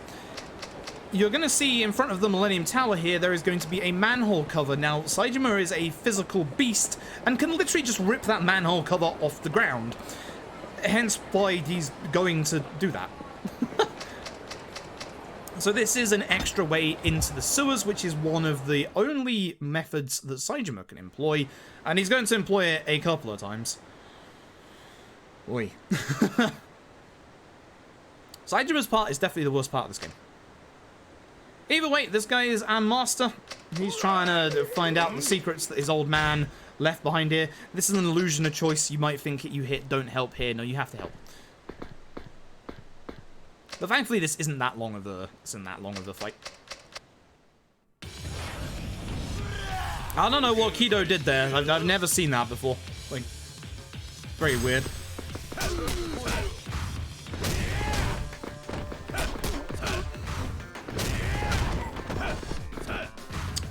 I didn't actually even kill the other guy. That sucks. Did now.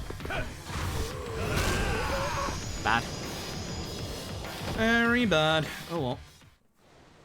Also, I think I washed this shirt in the wrong washing powder. We have 2 washing powders in the house. We have one for sensitive skin, because I have very sensitive skin. And it itches like hell. So I don't think I used the right washing powder on this one. Oops. I feel it right on my neck. It's really annoying. The troubles of having sensitive skin.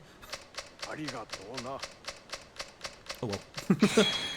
So, the guy who brought us here originally in the corner there is also our Revelations Master. He will tell us about the Revelations in town.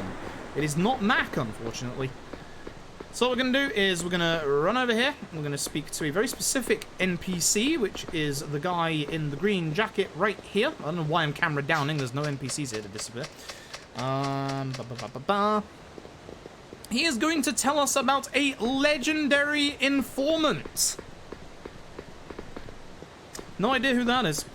So we're going to head over to the good old entrance to Purgatory. Do we run there? Yeah, we do. Yeah, because we come out of the Millennium Tower, don't we? Yeah. Time to go see the florist, the wonderful florist of Kamurocho. DMCA my butt. Please no fight spawn down here, because I really don't like them much. Don't worry about the van being there. It's going to move. Don't worry. So when you get red text like that, that is your revelations. So there is a revelation right there. Again, we're not getting any of the revelations because that would be slow. Fight spawn on the right. Oh, a rich guy! Ooh. Well, I was tempted to take that fight. Oh, I was very tempted to take that fight. Saejima has money issues. Surprise. He won't do, but he will have money issues later on. So the usual entrance to Purgatory is blocked up, so you might be wondering, well, what do we do? Well, we're going to go to West Shichifuku Street. I'm going to go find the one NPC that's going to tell us about Purgatory. Don't worry about that guy getting hit in the middle of the street. He's fine. Honest. Promise.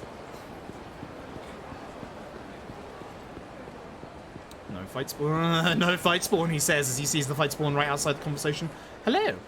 So this is the one NPC that tells us about it. Now remember that the fight spawn is going to reappear behind us when we're out of this conversation, so react fast. Thankfully he didn't see us. And he's going to tell us about the manhole cover over here, which of course, as we know, Saejima can just lift up with his bare hands. Unfortunately, as we get over here, there's some dudes just in the way and they're a little disrespectful, so we're going to teach them a little bit of respect. Yeah.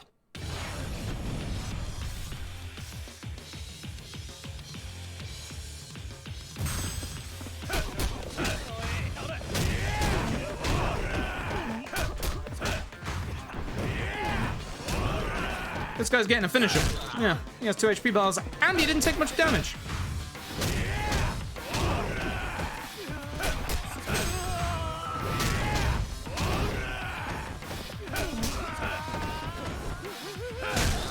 I should have just done my normal combo, but it's fine. Because now I'm not going to have heat for the Colosseum. Oh well, it's fine. Either way, with them out of the way, we can now go down the manhole to Purgatory! Because Saejima, as we said, just doesn't care and lifts that up. Sure. Sure.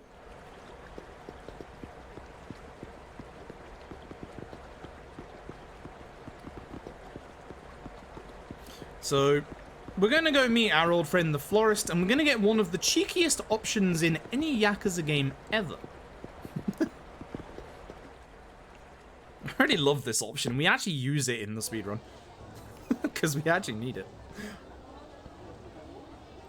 So if you know Purgatory, yes, this is good old Purgatory, the place of pleasure. It's got a coliseum and a casino and everything. It's got a bloody casino, goddammit. But it also has the florist. The legendary informant in Kamurocho who knows everything that's going on. Who also doesn't have any voiced roles in this game. I don't think they wanted to pay his voice actor or something, because he literally, that's the only thing that he says is just, yo. You have to go through both dialogue choices. Either way, you already know with the florist that he'll get you your information if you do him a solid, and of course the solid is the Colosseum. So, no weapons, no armor, doesn't matter. Saejima doesn't need them. We're going to speak to the florist, he's going to give us 3 options, and we have to tell him that we're broke because he actually gives us 10,000 yen. Thanks, florist. Alright, so here is Ivan Ibrahimovic. We're going to throw him like Kiryu.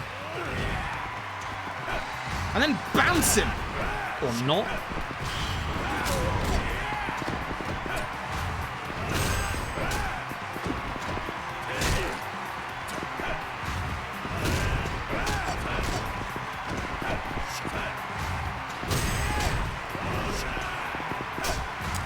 I knew that was gonna happen. I messed up again. Ooh, bad chapter, folks. I did that on purpose to get out of it. I'm surprised that connected, but hey, not complaining. Yeah, I did that to get out of it.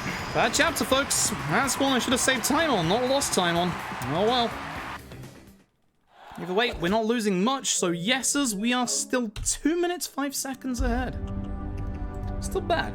Still very bad. Either way, we have to be exceptionally careful with this chapter. So, this is one of the first instances in Yakuza speedrunning that we ever found a way to break a trigger. So, obviously every mission point is marked by a trigger, like a conversation, or going to a certain area.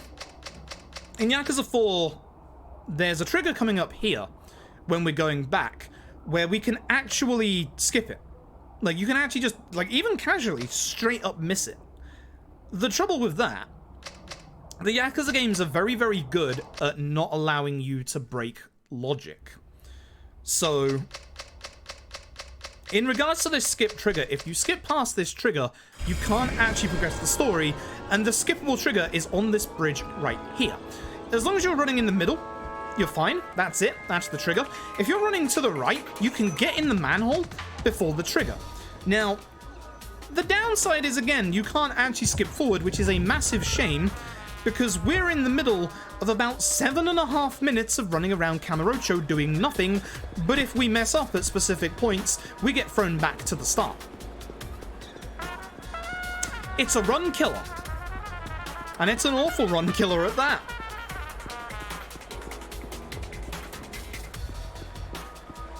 It is a genuine, massive shame. Either way. As soon as we get out of the sewers, we are going to meet a new face, who is also a familiar face. Hello, Sadachi of the Sadachi Dojo. Part of the dojo. You can't decline.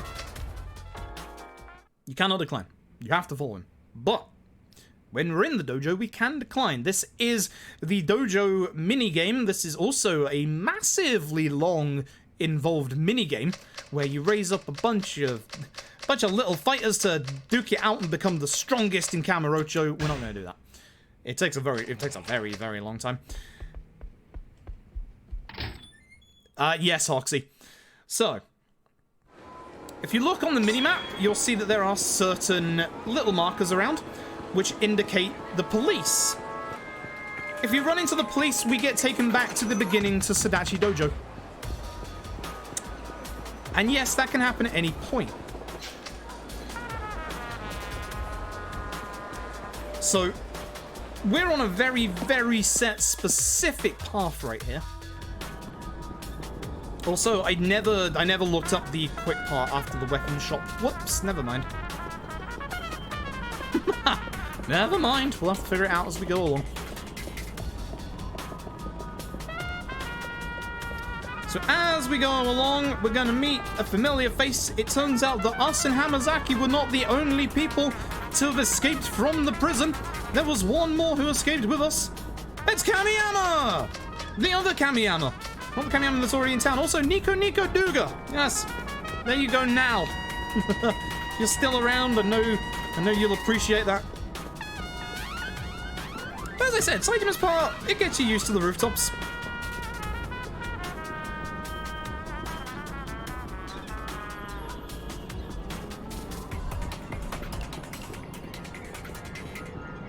Saejima's part utilizes literally every part of the new parts of Kamurocho's map. And I mean every bloody part.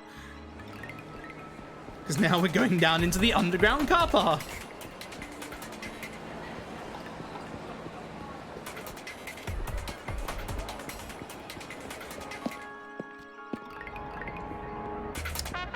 Revelation nearby.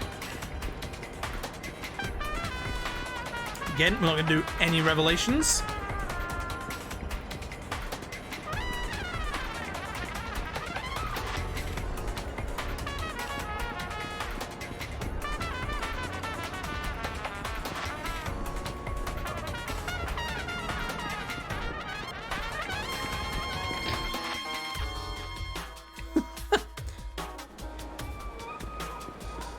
We get some nice funky music for this, but it's literally just a couple of minutes of running through Kamurocho.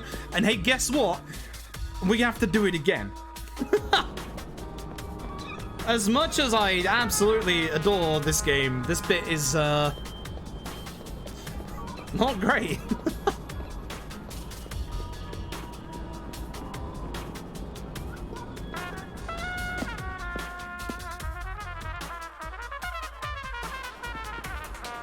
So this is the worst part of the entire bit, because we're coming up to the car park where we have to get past the police officer. Now, I've had it where I've had people spawn in front of me, pushing me back into police officer, costing me this entire run. You have to do this run all over again.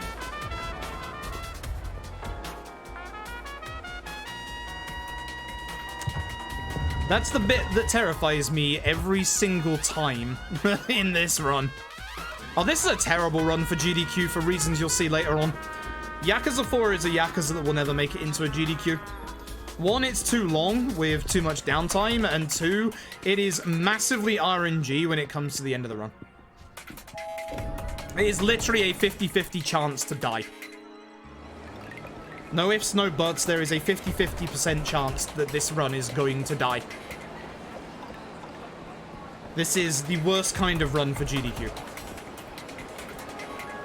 So, Yakuza 4 will never make it into a GDQ. Unless the PC version is for some reason less than 2 hours long.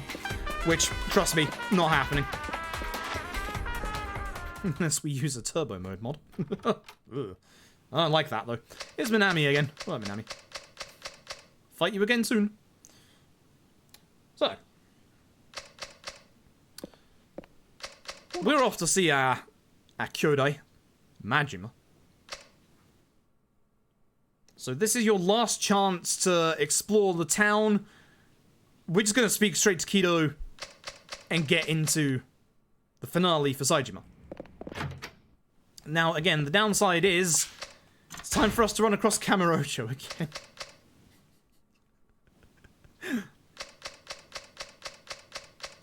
Kido just gave us some very complicated instructions on how to get to the Millennium Tower. Heck. Now, I know there's a quick way to get there via what I'm about to do, but I don't remember what it is. So to save time, I'm going to go the proper, legit way, with one slight exception. We're going to make a little bit of a detour part way through this running section. Yes, as you can see, we're going back the same route that we took to get here. I really wish the game would have just, you know, put us straight in the fight. Oh, wait, this way. It would have been a bit nicer than having to run across Kamurocho again, because this literally takes up like a good 6 to 7 minutes. It's a weird one. I don't dislike this, but at the same time, it's really weird in terms of game design, because when you can go around Kamurocho and do Saejima's sub-stories at this point, but the trouble is you have to avoid every police officer on the streets, which also makes things a little awkward to get around Kamurocho, you know? It's really weird. It's really, really weird. I don't dislike it, though. I like 5 Saejima design more if we're talking both terms of looks and gameplay. Gameplay-wise, I really like 5 Saejima more. 5 Saejima just flows better. Anyway, while we are here, I'm going to take a detour.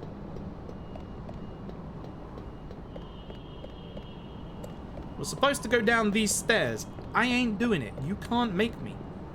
I'm going this way instead. No, I'm not. I'm going this way instead. I messed up. Reason being, we unlocked something earlier with Akiyama. It is the weapon shop. Yes. Hi. I'm here to buy. I would like 7 of your finest hammers, please. Wherever the hell they are. 1, 2, 3, 4, 5, 6, 7. So, there's a weird thing. I'm down to 160 yen. There's a weird thing with the remasters where it looks like you don't have enough money to buy the last item. You do. It's just a really weird thing where it grays out the last sale choice for some reason. Either way, I'm gonna follow the actual route because I don't remember the quick way out of this part. So I'm just gonna follow the actual route and not lose any time like last time. Yes'ers rejoice. Imagine me doing the correct thing this time.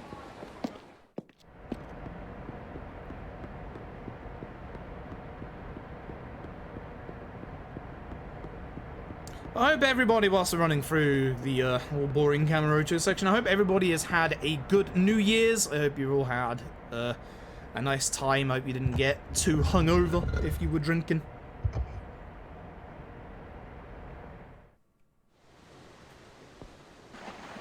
Hope your 2021 is going to be better than your 2020. Hope you've come up with some good New Year's resolutions. I've come up with a couple of my own, which I'm not going to say because I'm fairly certain you're not supposed to tell each other your revolutions. I remember being told that as a kid, that you're not supposed to share them with other people. One of those old folk tales, I guess. New Year's revelations. Yes, I'm going to go find Mac. That's my New Year's revolution. Revolution. I'm just all the R words that begin with rev. Revolting. Revolving. Resulting in a PB. Hopefully. Either way, here's a whole bunch of dudes, and this is why we bought hammers. So we have 7 hammers. We need to remember to save 2 of our hammers. So, let us begin. Oops. Excuse me.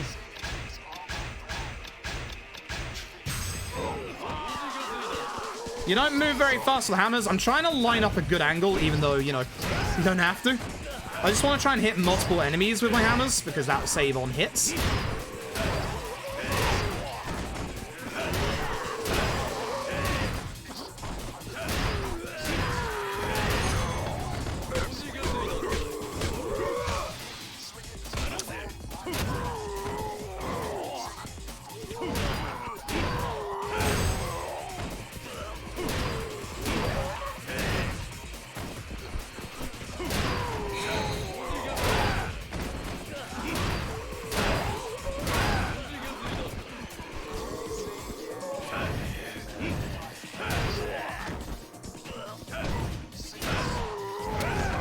First group. So this is still my second sledgehammer. Wait, where's my sledgehammer? I had a hit on it and it dropped into the world? What? What just happened? Did the game just glitch out and remove a sledgehammer? You see that?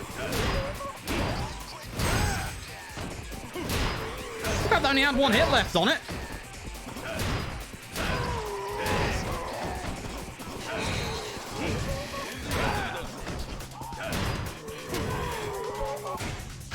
Okay.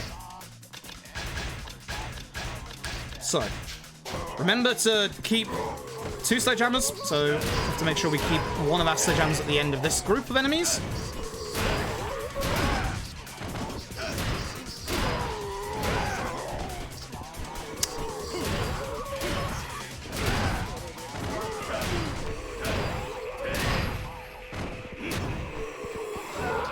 So this is our last of our normal sledgehammer usage.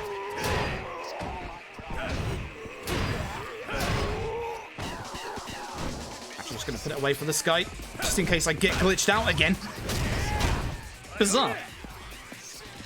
Last group of enemies, and also the last 9 usage of this sledgehammer. Oh, they're in a good angle, actually. You really shouldn't use the heat move. It does take an enemy out, but it's very slow, as you can see.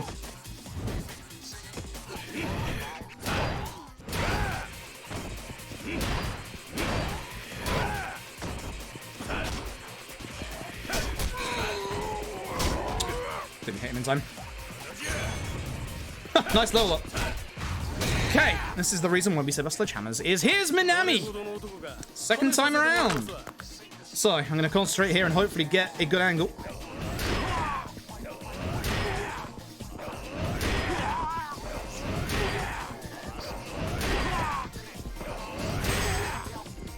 It's fine. I usually mess up and use the heat move here, it's fine. As long as I get the next hit, it'll be fine.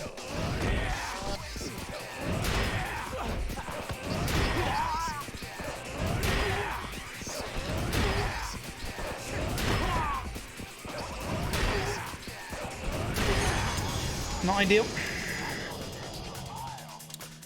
Not ideal, but fine. Not that great of a fight, actually, because I did the heat move. It was actually a bad fight. Majima's tattoos in this game, for some reason, are fluorescent. I wouldn't put it past Majima to get glow-in-the-dark tattoo, let's be honest. 25年間無所で毎日鍛えられとったわ。のうのうと暮らしとったお前とは違う。それじゃこっちも手加減なしで行かせてもらうぜ。望むところへ行くで。This is the second best Majima theme in the series.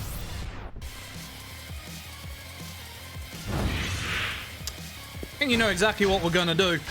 Go into our inventory, take our final sledgehammer, and say, hopefully, slack coming. Goodbye to Majima. Come on, bud. Let's dodge.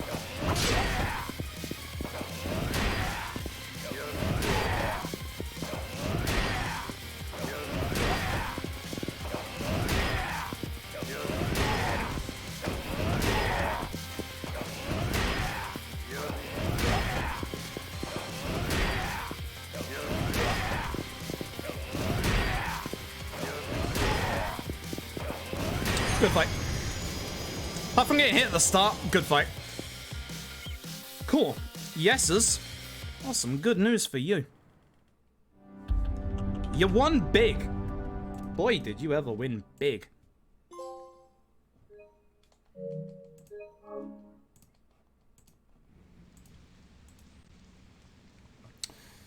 You won very big. Congratulations, yeses. Yes, as it is your day today. Now, here's the thing. The next prediction. The next prediction is the big one. Yeah. So.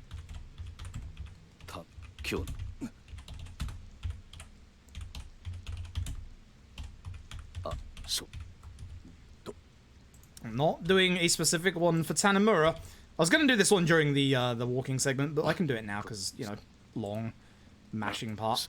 Ladies and gentlemen, it's the cursed prediction time. Place your bets now, because we are highly likely getting to the gambling, so it's time, folks. There is a 50-50 bet in the middle of the speedrun, 0 or double 0. Place your bets now. I know which one I'm going for. But this is to find out which one it lands on. Oh boy.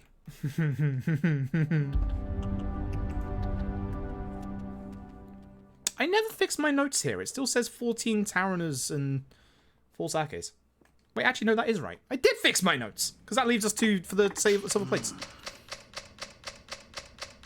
All in. This also gives me the restriction of being able to choose the one that I want to choose, because I'm not going to go off of chat's bet this time, because chat has led me wrong literally 3 or 4 times in a row.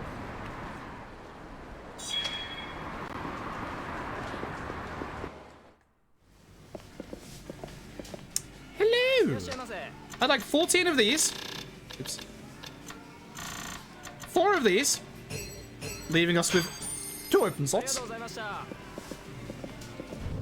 Tanimura is actually one of the coolest parts of the Yakuza 4 speedrun as well.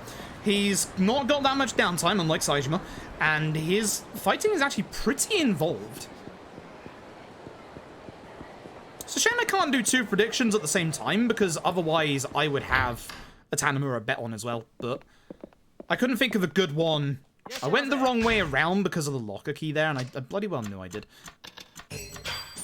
I can't do a good Tanimura one whilst we've got that one on, so I probably should have waited, but I couldn't think of a good one pre-walking segment. How many times will Fru swear at Tanimura? That one would have been good.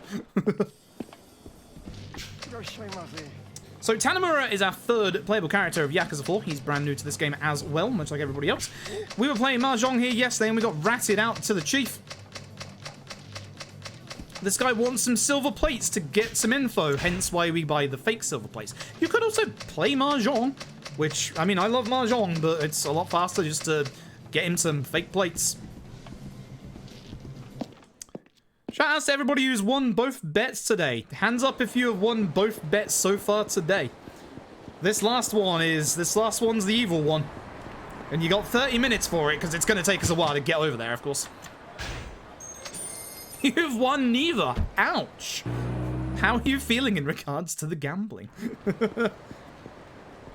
This is how I bleed everyone's points dry to not get Yakuza 6 80% legend. But this is a straight 50-50 bet. It is either 0 or 00. There's no in the middle. It is 0 or 00. And if somehow worse comes to worse, and I somehow don't have the money for gambling and the run dies, I'll obviously refund the points. Like, obviously, because it has to get to the gambling. All right, it's the 4 times lightweight and then full combo. So this is Mr. Try and Hit Me, actually an actual enemy for Tanimura. He got hit. What happened to the end of the fight sound? Bizarre. Either way, Tanimura has something very interesting in his repertoire, which is a parry. It's a very good parry at that. Following the way of Tapioca and going 00, understandable. I am fairly certain that in every single one of my runs of Yakuza 4, my last 3 or 4, every single time has been 0. Every single time.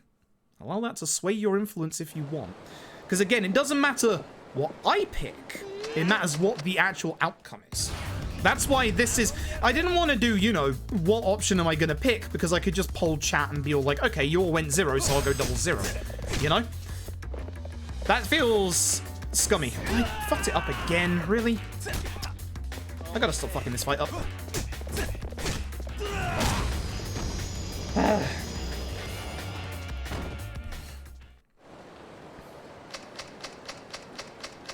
So, this is Tanimura's side section, his kind of cabaret-esque minigame. This is the Kamurocho Guard, where basically we're going to get a whole bunch of crimes where it's basically, you know, go solve fights, etc., etc. We're not going to do it in the actual run itself, but it's pretty cool. It's pretty cool, gives you a bunch of rewards. It's kind of nice. Either one hurt the run. Well, if I bet on the wrong one, the run dies. Simple as that. Like, literally as simple as that. If I bet wrong, the run's over. So, yes, one does hurt the run.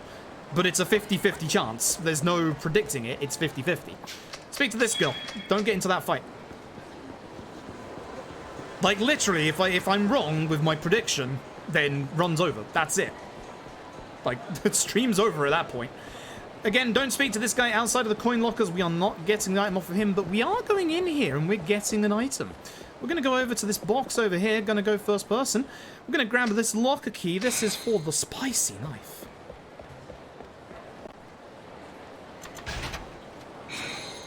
Very nice. Spicy knife. And then we're going to leave. That's a fight spawn. We're going to avoid that. Just saw that as I'm running across. That's a policeman. The police you'd think would help you out in fights being a policeman yourself, but nah.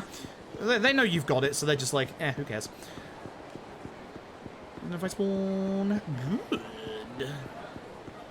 So, Tanimura is the only character at the start of the game that can enter Little Asia. He's the only one that can speak Chinese.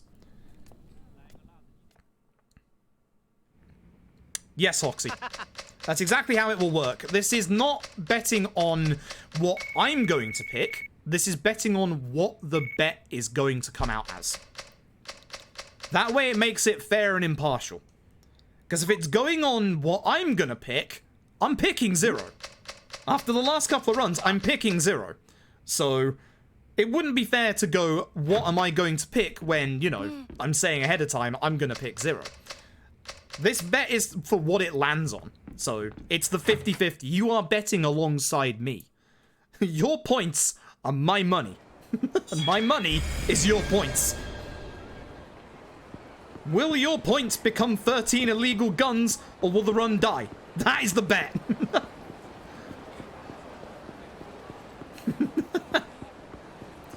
But this feels like the fair, impartial way of doing it.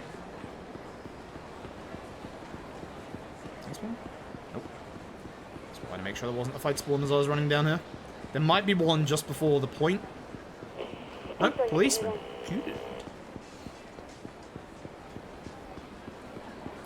Okay, so we're going to use our first sake here. Even though we don't have Booza's Law, we're using it so that we get more heat to do more heat moves with Tanimura. But also for the set piece that's going to come out after this.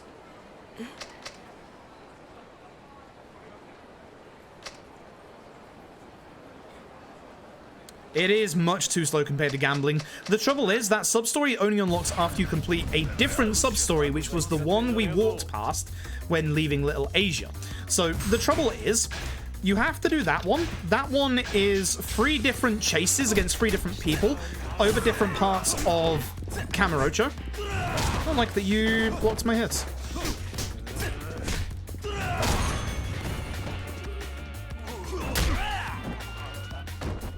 Now have essence of finishing.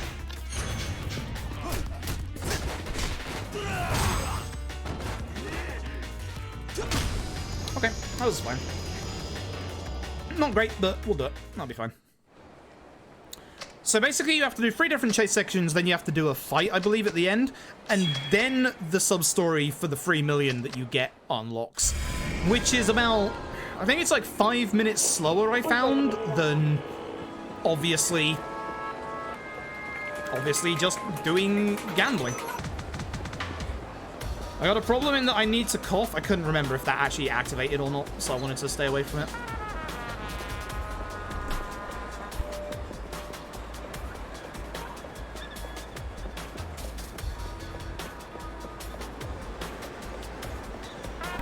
Sorry about that.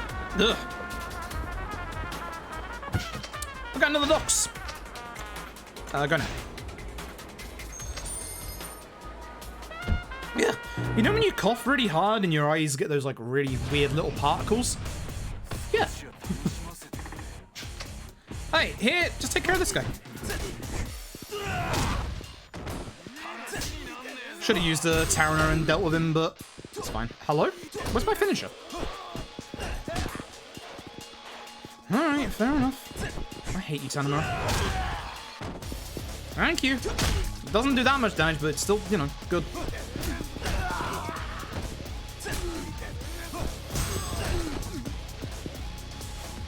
Don't ask what this combo is, because I don't know what I'm doing. Why are you aiming over there, Tanimura? You fucked me up from the last time. So that's the only reason you have to take care of him, is he's the only one you have to deal with at the first part. So I want at some point to make sure I take care of 1 or 2 extra enemies to make sure I get a level up. I failed the QTE and got hit by a truck. I forgot that QTE existed. There you go. Well, that's not quicker than doing it. I can guarantee you that right now. I'm going the wrong way. I am going the wrong way. I need to go this way. We're just testing whether the QTE is faster to do or not, you know. Gotta figure these things out after all.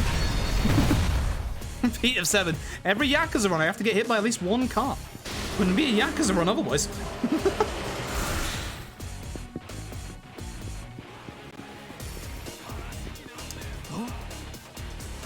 Note to self, I'm gonna do the thing. Hitting like a truck, yep. How you doing, Slowbearer? Hope you're doing good. Here's a bunch of oil. All of this oil causes you to slow the heck down. So we're gonna spam the lock-on button. We're gonna look a little weird doing this. We're gonna shimmy along, and it lets us go over this oil that would normally make you slip up. It's good stuff. I'm not gonna get set on fire here. Excuse me while I pay attention.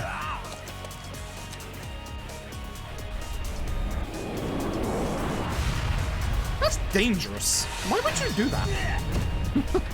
That's very dangerous. So I'm gonna aim for some of the enemies on the way down, especially... Oh no, I'm gonna get shot now, aren't I? Oh, I really am. I hate you. I might be in danger of dying if I'm not careful. Guess I'll do one more to try and get my... I probably shouldn't have messed around, but I wanted that level up. I'm down like an enemy to kill. Grab this? Yeah, I'm gonna grab that for safety because I'm a little worried about this.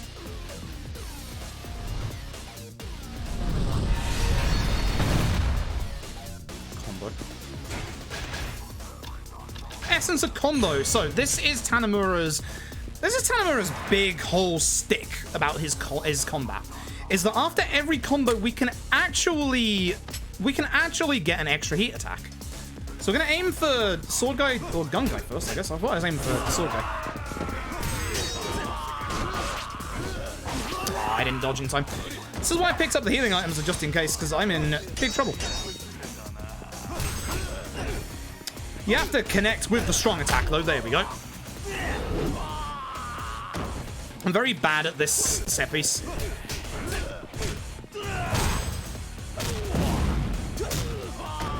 I'm gonna get hit by the sword guy. Surprised I didn't. That's gonna do the QT, isn't it? Yeah, damn it. Almost.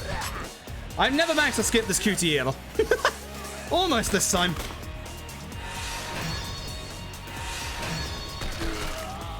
I hate this fight. I actually really hate this fight. Ouch. So...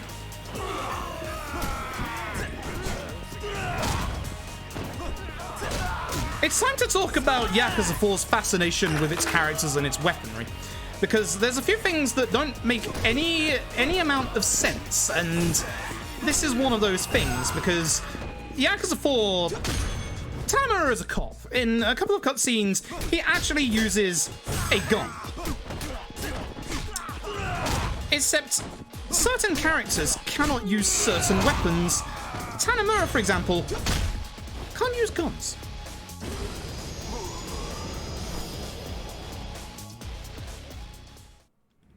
So even though the guy doesn't drop his gun, Tanimura still does not use guns. That's a big problem, because Tanimura's final fight of the run, which is the final fight in the run, is a massive pain in the ass and would go literally minutes quicker if the boy would just use a gun. But there are two characters that don't use guns, and that is Tanimura and Akiyama. Akiyama makes sense, you know? Tanimura uses guns in his profession. Why? Why? This is the tap one, isn't it? Yes, it is. This is the long tapping cutscene. Wait.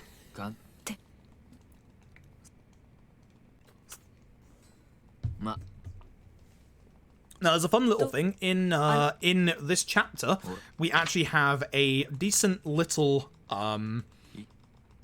break segment. Also, if you just got here, reminder that there is a betting prediction currently going on. You can find it by clicking the channel point icon and making your bet as to whether the roulette gamble that we do in this run is going to be 0 or 00. And yeah, like Hoxie says, he uses guns during the cutscenes, but for some reason he won't use guns in fights, which for us in the speedrun is massively painful, because literally, if he could just use a gun in his finale, we would literally save like 5 minutes. I'm not even kidding, probably not 5 minutes exactly, but we would save a shit ton of time. Excuse my language. At that point, we probably have to do the Russian roulette sub-story as well, because then we'd need the money for more guns. 13 guns, all for Tanimura. Time and patience, yes. I hate the tapping bit in this bit, 'cause it hurts my arm so much. It's so long. Oh, excuse me, my nose is running today. So, fun fact. Yakuza 4 is one Yakuza that actually has a sub-story that you have to do. You actually have to do a specific sub-story, which is right here, actually. Not this one. This is Tanimura's master. This is Nair. She's pretty awesome. We learn how to fight from her. And she has a little bit of a story as well, which is kind of cool.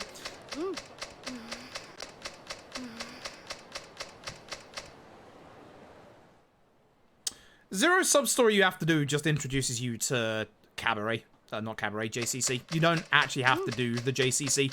It's just literally a short, minute-long set of cutscenes. That's it. It's classified as a sub-story, but it's not really a sub-story. There's another Yakuza that also has you do a sub-story, but I don't remember which one that is off the top of my head. So, the sub-story on the left here, that's the initial one for the Russian roulette sub-story, but we're going back here because we have to do this sub-story at some point in the next 2 chapters to be able to progress the main story. I want your stamina X, or your toughness C. Leave me be. I have enough healing items as it is. We actually specifically want this many items on Tanimura, so that we can very specifically send a weapon to the item box coming up. Makes it a little quicker for inventory management. I mean, a lot quicker for inventory management. The end of the game is going to have a little bit of inventory management, which makes me tear my hair out. Literally. So even though the story stuff tells us to go there, we're actually going over here for this sub-story. Hello. Okay, so I need to do a level up here.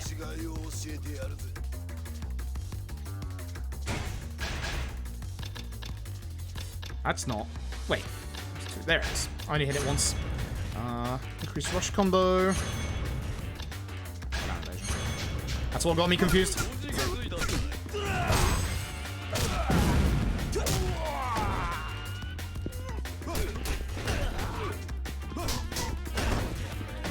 Don't ask me why I'm doing those combos. I don't know why either.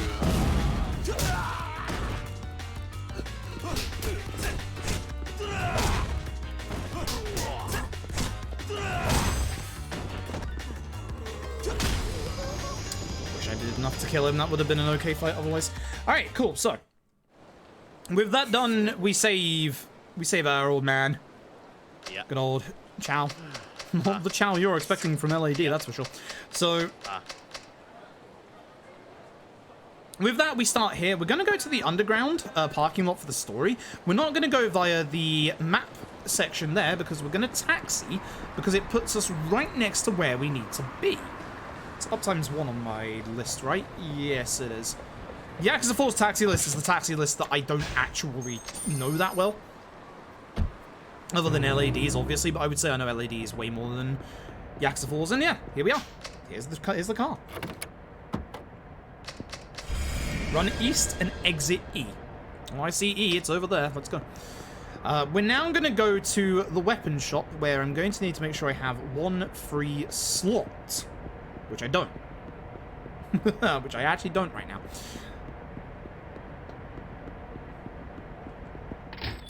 So.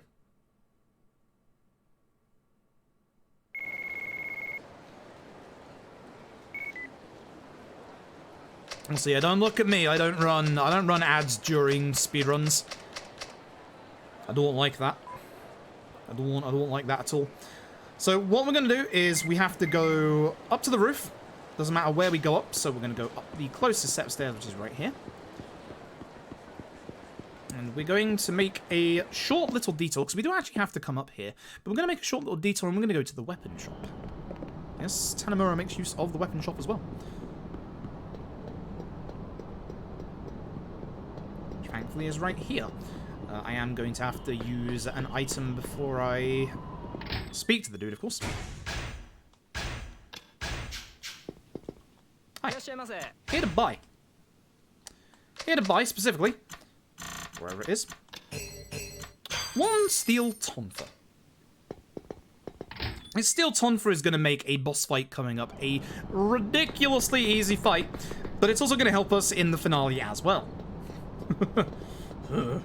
And then the story progress is right here. This man right here. Beautiful. I'm gonna have to tap. I'm gonna have to tap my old. Tap my old stuff again here.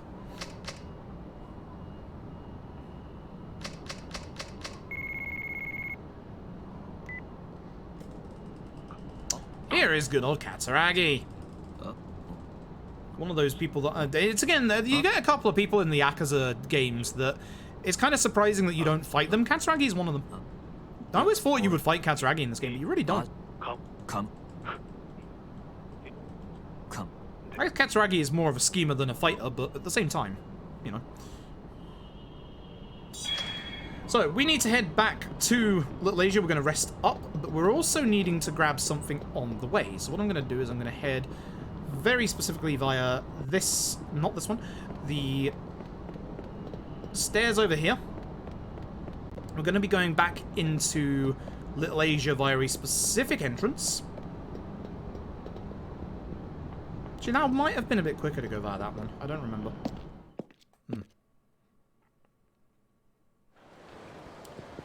We're not going to enter via the south exit. We're going to enter via the east exit for a very specific reason that you'll see. Please no fight spawn. Good. Good. I'm having very good luck with my fight spawns with Tanimura so far. We're going to enter via... Where is it? There it is. Small little alleyway here. We're going to run up to this lamppost here. Look directly up. And we're going to get this locker key. And then we're going to go over here. Nani? Let's speak to Chow. We're going to stay here overnight. And this is going to lock us into the next story segment where we've got to go to the Millennium Tower. And just before we go to the Millennium Tower, we are going to open up that coin locker. So we're going to go and grab the weapon from it.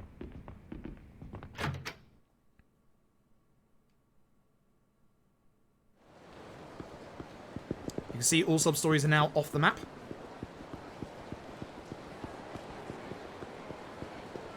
Hopefully no fight spawns. I don't actually know if you can get fight spawns on this part. I've never seen one. I'm going to avoid the front of the Millennium Tower just in case, like the plague, because I really want to get that weapon. I don't remember where the cutscene trigger actually was. No, it's not on the road, that's for sure. Again, don't speak to this guy just yet. We're going to use our thing. We're going to open up Locker H5 to get the Chinese Lotus Clan Broadsword, which goes straight in the box. That's why you want a full inventory, folks. We also need all the healing items for a specific reason.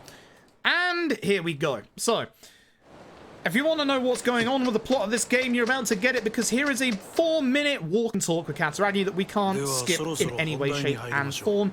Enjoy it. I'll be right back. あなたはお父さんの死の真相が知りたいとそうおっしゃってましたね。ああ、そうだ。俺の親父の死、あれは25年前の上野義治襲撃事件に関係しているんじゃないのか。私は回りくどい交渉は好きじゃありません。はっきり言いましょう。違います。違うだと。今さら何を言ってるんだ。俺は柴田が新井に殺された時現場にいたんだ。あんたと柴田が25年前の事件で繋がっていたことは分かってる。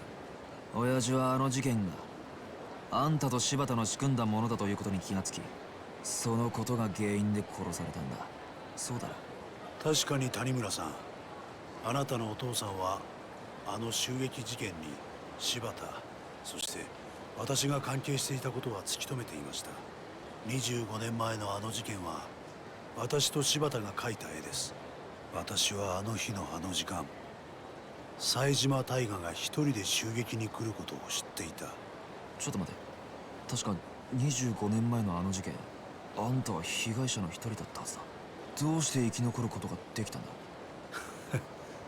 だから知っていたと言ったでしょう。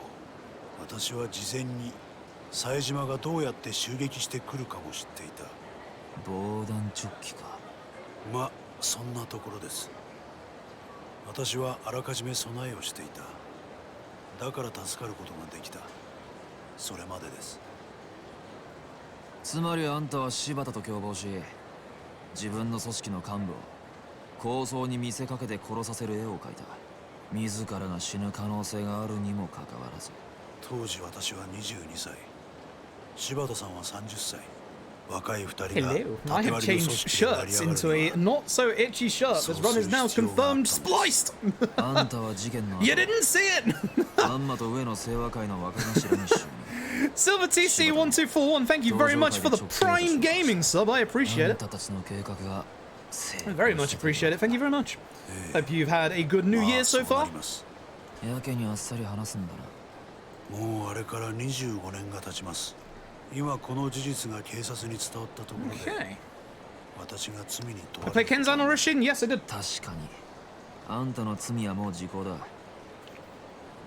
だが極道社 I've 会で done はそ two れは casual 通じない。 playthroughs and a speedrun of Ishin on stream. We, being me, Hotsy, and Tap, have done a race of Kenzan on stream. 荒井に指示して柴田を Kenzan is very different. I like it a lot. I like it a lot. It's very, very good. It's good in different ways. あくまで自分の It's really, it's genuinely really cool. つもりか。 Oh, hello. まあいい。話を戻そう。25年前、俺の親父はなぜ殺される必要があった？その理由を教えてもらおう。あなたのお父さん、谷村さんは25年前の事件の裏に私と柴田が動いていたことを突き止めた。だがその捜査の過程でもっと大きなものを発見してしまったんです。それは何なんだ？不正です。あなたのお父さんは事件の捜査をしていくうちに警察内部の不正の事実を知ってしまったんですよ。 Interesting. 警察内部の不正だと。25 Yeah, 年前の pretty 事 much. 件。 Yakuza 4 is too long for most marathons. You might see Yakuza 4 in an ESA. 事件の真犯人。 When ESA returns to 2 streams, if somebody was to submit Yakuza 4, you'd probably get Yakuza 4 on the second stream. あの事件、冴島大河は襲 But 撃を行った。 Yakuza 4, Yakuza 5 are 2 big third main marathons.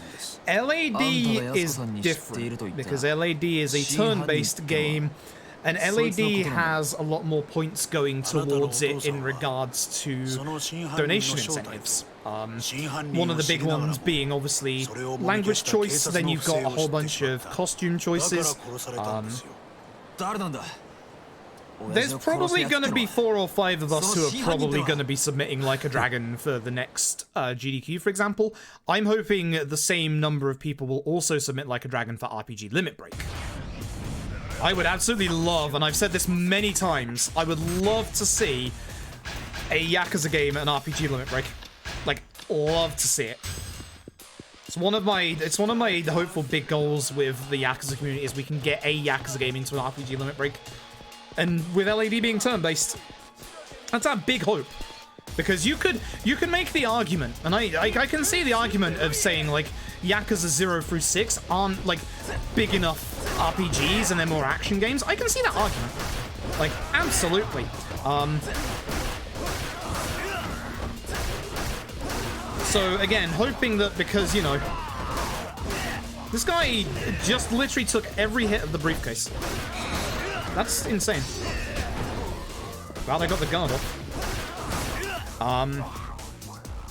I wonder if it does have a good chance of making RPG Limit Break, because the trouble is, it depends if the themes of the game are too strong for their sponsor.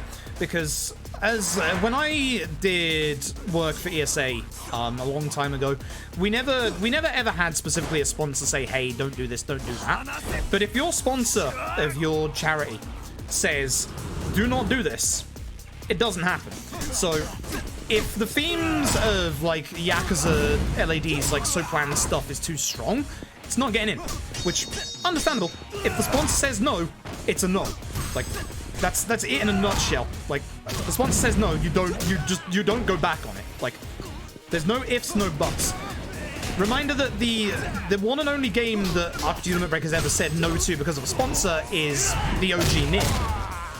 So, you know, there is every chance that, you know, it's a possible no, because it is very adult themes, especially with regards to, like, suicide and stuff like that, and also the seedy underside of actual, like prostitution and stuff like that, because that's one of the whole reasons for, you know, helping out Otohime Land. So it might be, because, I mean, you know me and my commentary, I like commentating on, like, the plot as much as I can. I would go into details with that plot when I probably shouldn't do, and you know, if it's too adult, if the theme is too much for the sponsor, then that's a big no. But I'd like to hope that it isn't. I'd like to hope we can get a Yakuza into RPG Limit Break. I don't care if it's me, I don't care if it's anyone else, I just want to get a Yakuza into RPG Limit Break. Probably don't need to hit this guy anymore. But if the sponsors say don't do this, you don't do it. You do not go against the sponsors at all. Like, it's the charity that you are raising for, and they have specific, like, guidelines, rules, etc. I don't like the fact that I messed up there. Good throw.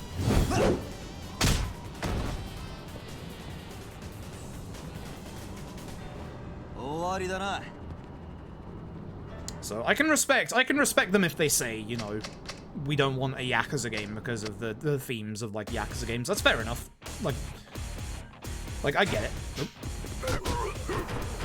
So, when you do have the briefcase, you do lose access to Tanimura's parry. Don't like that he guarded that, because that means he's now not going to go down in one combo. I don't like this person either, they need to go down.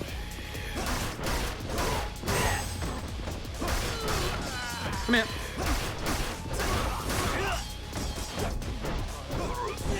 I was trying to turn around and hopefully not get hit by his attack. Not bad. Don't have to worry about that stuff yet. Yeah, I mean it's the good thing and the bad thing about being a big enough charity, or a big enough like charity like marathon, is that, you know, it's good because you're big, and at the same time, you know, how am I already losing time from my gold? What? I feel like my gold in this chapter is glitched or is, like, impossible to beat. How have I lost that much time? Ow! That's why I was upset about getting hit by the bottle. I'm gonna be.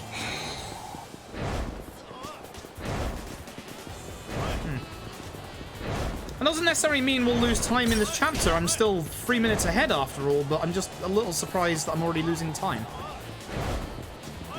How have I already finished the chapter by this point? That's bizarre. What chapter are we? Chapter 2? I know why. I know why. It's painfully obvious. My gold in this originally didn't contain the Chow sub-story. That's why. Simple as that.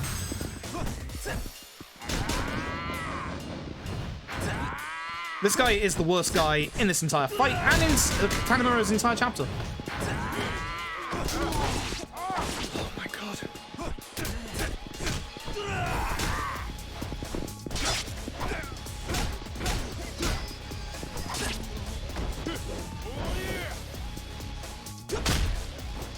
The other two in this fight are surprisingly not a problem. It's just the guy with the fists.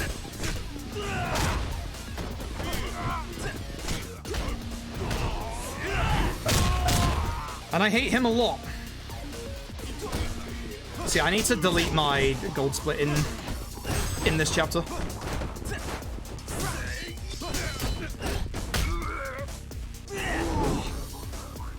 Listen, this guy's getting spicy knifed. It's bad. Saw that coming. How did you not bounce against the wall? How do I not parry that? As I said, you are getting spicy knifed, sir. Uh-oh. Okay, good. Bad fight. Bad fight, but still saving time. I hate that fight. That's the fight that I hate the most in Tanimura's section. It's the worst one, by far. Like, even worse than boss fights. It's the worst one. Hey, Chief. End of chapter. Well, Chief. But yeah, I'm certain my gold in here is bugged and I can't ever catch it because, obviously, I used to do the Chow sub-story in this chapter. That's when I used to do it. Which is weird, because this is a bad chapter to do it in. Nani? It's a very bad chapter to do it in. Nani? So, I need to erase my gold in that chapter, and then we'll have a more sensible idea of where my summer best is.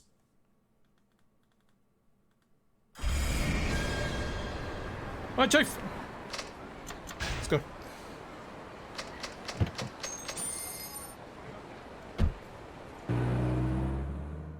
So this is also one of the shorter chapters in the game. It's very, very short.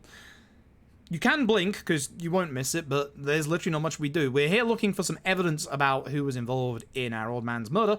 And if you remember a certain Sugiyuchi earlier, his name is about to pop up. Oh, baby. Why did Sugiyuchi's name pop up? Oh, boy. It's time to go find out. Wait, we're going to go back to Malaysia. Hi, Chief.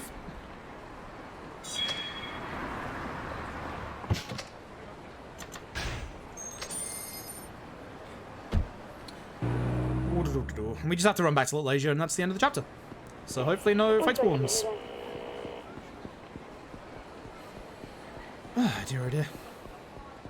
I'm glad I cleared my nose during the break. I've had a bit of a problem with a blocked up nose for the past hour or so.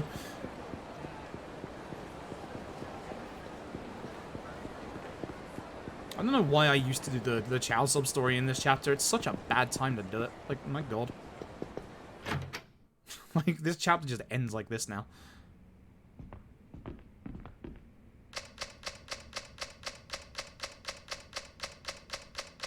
That's it. That's the chapter. That's it. That's literally it. We saved 7 seconds. That has to be loads. That has to be loads that have saved that time. Interesting. Very interesting. So there is a little bit of load time save on the PS5 version of this, which means that PC should get the same saves and hopefully maybe an extra second. Not bad. Alright, so. 420. Good. We're off to Tenkaichi. We're gonna go see Akiyama at Sky Finance.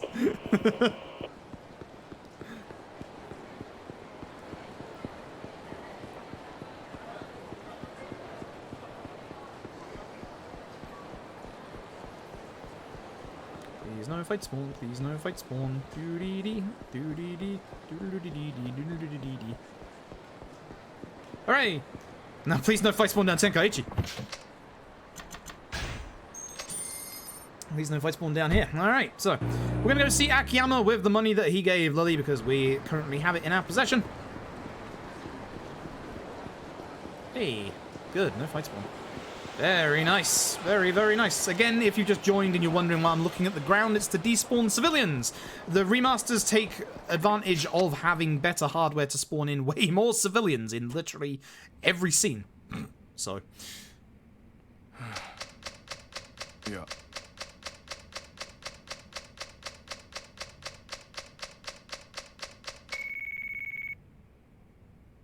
This tricks you out because it sounds like it's a voiced cutscene, but it's not. Don't fall for it. Moshi moshi. Yep. Okay, so whilst Akiyama is going to deal with Kido's stuff, we're going to go and find out what Sugiyuchi is up to. Because we're going to go and find one of the guys from earlier, from the very, very start of the game, has turned up at the docks. Oh. Alive for now, not for long.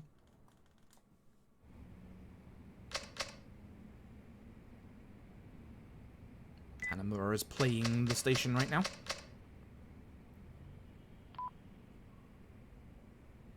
Oh. And here we go. This is going to be the last part of Tanimura's story. We're going to meet Mishima at the pier. He's one of the guys from the very start of the game. The one that Arai didn't shoot. Isn't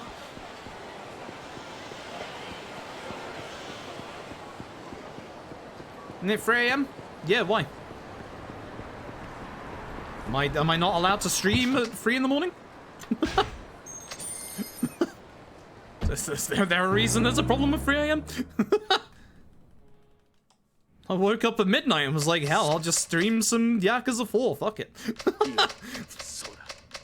Is it a bad idea? You're damn right it is, but here we are anyway.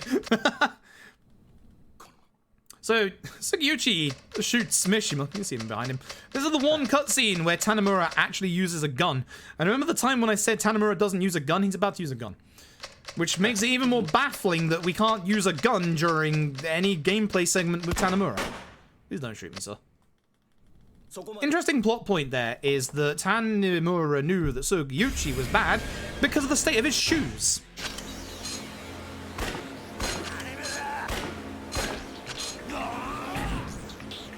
I hate this bit on PS4 because my controller is so overly sensitive and oh my god, it's not on DualSense.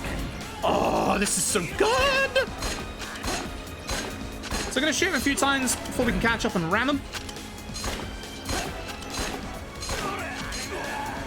Tanimura! No. Sugiyuchi! Oh no! Sugiyuchi! He's going to turn. Good stuff. Imagine me actually not having drift, yeah. Imagine me beating him when we get to the boat. Unbelievable. We might actually save time here. Ooh. I don't know if you have any more time left on the prediction, but it's coming up. This is where the run lives or dies. This is a good fight. Although it's made very easy in the speedrun. Also, again, awesome cinematography and choreography coming up. The handcuff is slightly on their hands a bit. It ain't right, but hey. This is such good choreography.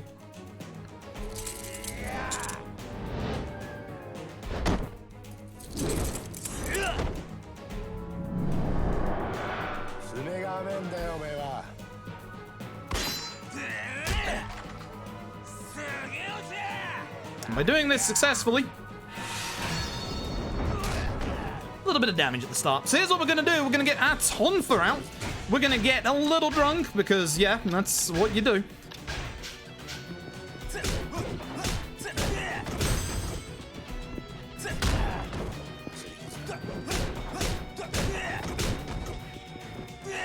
Oops. I'm not using any of my Taranos because I'm going to need them later on in the run. Being drunk also fills your heat bar a lot faster, which is nice. Knocking him against the wall is also helping a lot as well.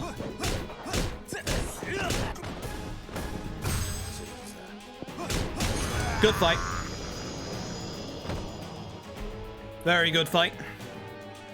We might actually save a tiny bit of time there. Very, very good. Very, very good.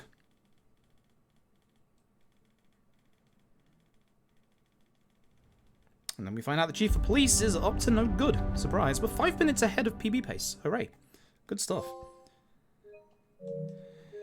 Oh boy. This is where it all goes to shit. It's Kiryu time.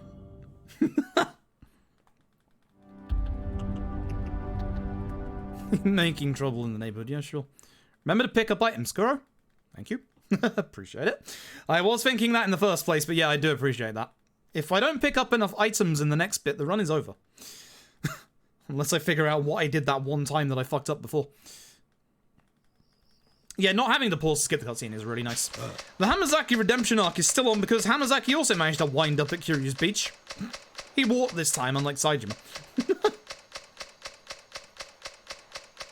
Also, that kind of means that there's a very nasty hidden penitentiary very close to this orphanage, and I'm not sure how I feel about that. That's not safe. That's really not safe. So, Kiryu's first chapter is pretty quick. We are going to be doing essentially one big set piece. Now, Haruka is a little upset that Hamazaki is here. She is not too happy with him after Hamazaki stabbed Kiryu. And Hamazaki here, the thing that he was after from the state penitentiary, was a logbook of where money went, specifically in regards to the police, and a name pops up. Jingu. Yes, we're going back to the Yakuza 1 days. For some reason, we're about to gain access to a hideout. Taichi in the house. I'm Taichi. For some reason, we gain access to the hideout, but we can't go to Okinawa. It's just literally a save point here before the set piece, which you've already had from the chapter swap.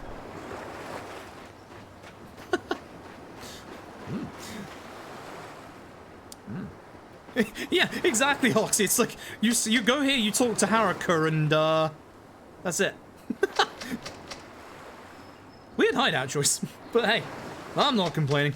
It's a free save point, you know. For purposes of the actual game, it's a save point from these cutscenes before you do this set piece, because the set piece is as we talk to Hamazaki here. So I can understand it, but it's a bit weird.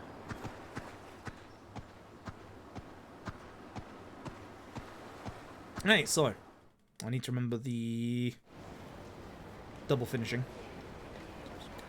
Okay.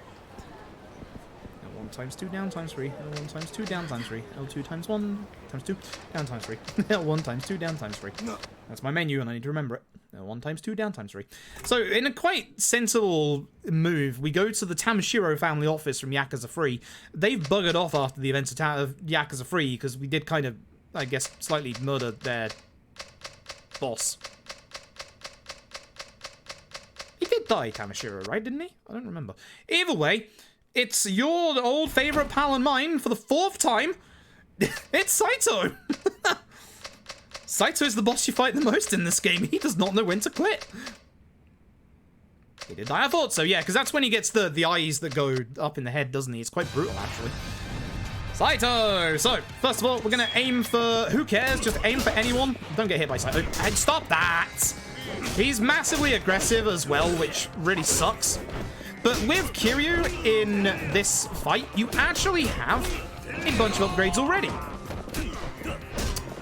I hate Saito in this fight. He is so frustrating. I should probably just attack him to stop him from hitting me. How did that not hit him? Mysteries that we will never find out.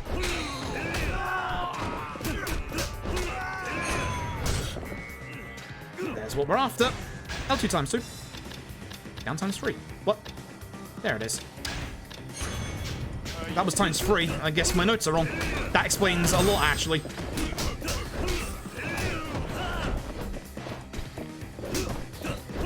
So I'd like to get Saito into a corner, and we're going to do the old style of how we do Kiryu fights in the likes of Yakuza 3. So...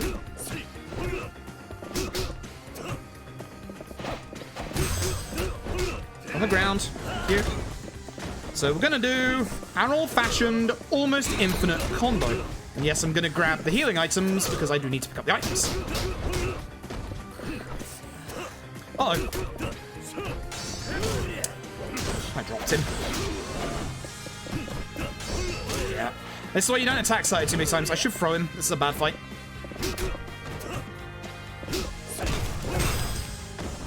Also use this once or twice, you know?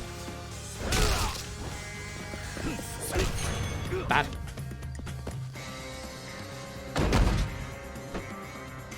I see it properly. I see the strikeout text if that's what you were going for. There's no healing item here. Thought there was a healing item here. I got grenaded. This is a bad chapter. Oh god, we're gonna lose time.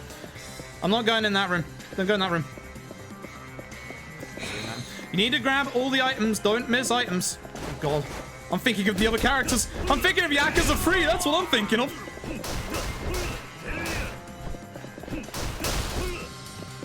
I'm gonna grab all the items.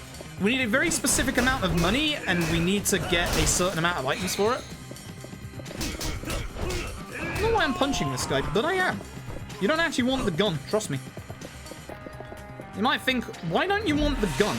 Well, here's a fun thing. We have an infinite combo against Saito here, as long as we can keep him on the stairs. Oh, fuck off, Saito.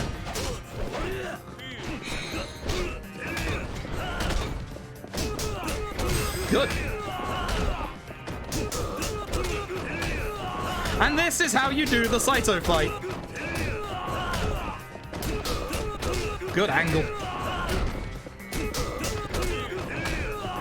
Very good angle. Makes up for the earlier fight. Few hits all over the place. I say it perfectly. So if it helps, whatever bad resolution this monitor is at actually sees it. Good fight. Look at this. Good fight. Look at that. Nice. That makes up for it. That makes up for the very bad start of the fight. Very, very nice. But yeah, you can infinitely juggle Saito there. Why? I don't know. But yeses, we just saved 20 seconds. I don't know why I said yeses. There's no bet for this. It's coming. It's coming. It's happening, not this chapter, but the chapter after this one. And in fact, this chapter is one of the shortest chapters in the game. In this chapter, the only thing that you need to do, and I mean the only thing you need to do, is go to the Millennium Tower. That's it. It's not just PS5 load times. PS5 load times are definitely playing a factor in it, but I'm actually playing better. I'm playing much better than my PB, that's for sure. I'm definitely dropping fights in bad ways in certain parts, for sure. But I am playing better, at least. And again, one of the things that I said, not this chapter, the chapter after this one, is another one of those examples of things that I really like about Yakuza 4, about the protagonists interacting with each other. Possible world record? Nah. Nowhere near. Nah, I think I'm like 5 minutes off world record pace at this point. Like, I'm playing much better, but again, I'm still not playing as good as I can be. Yeah. I just don't do that many runs of Yakuza 4. I don't know if you can see the little number above the splits. This is officially only my 6th run of Yakuza 4. It's actually more than my 6th run of Yakuza 4, but it's my hopefully 6th one that will complete. I have lost a lot of runs to the chapter after this one, because the chapter after this one is where the game is going to throw the 50-50 run ender. I'm going to have to save, because with how far ahead we are, if I fail the gamble, I will have a second opportunity to do it, so...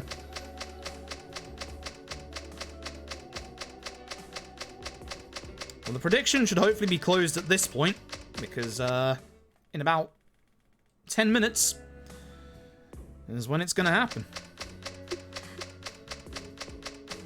I'm scared. I'm scared about what's going to come. I'm going for 0. I'm not going 00. I am going 0.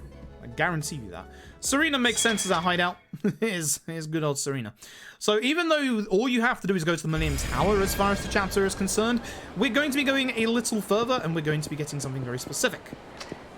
What's this locker key for? I kind of want to pick it up as a just in case. I'm certain I got enough items, but...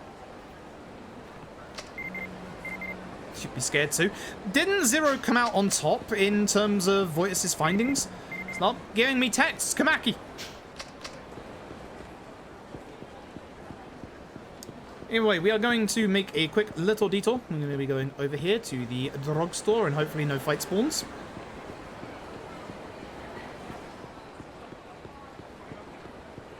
Thankfully the police are not a fight spawn.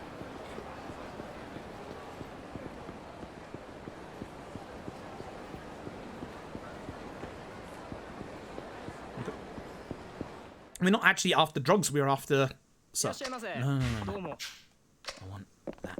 I want the locker key.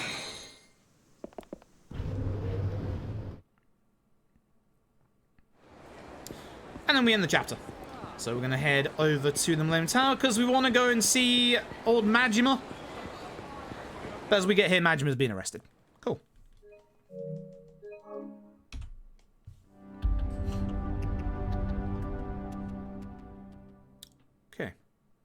by 3%. Good.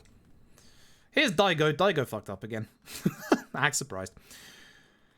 Saejima's got captured by Katsuragi. A whole bunch of plot stuff is happening. We have to hurry to New Serena. We're not going to do that. We're going to go over here and we're going to open up the coin locker with the key that we just got. But first we speak to this guy. Finally, because he gives us the coin locker key radar, which sells for a lot of money. There is a gambling item, the Zero Jewel, where roulette will either land on 0 or 00, as previously stated. We're going to go down to Ebisu Pawn now and pray that we have enough items to sell. We need 100k. That's a fight spawn. Let's avoid that. We need 100k. So if we don't have enough items, I'm going to panic and try and find... I think it was the locker key behind Serena that I took last time. Boy, this better give us enough. I went the right way around Ebisu Pawn this time. 100k, please. Don't sell the... Ooh, just enough. Oh, if you also sell the jewel, you've lost, because you need that for gambling.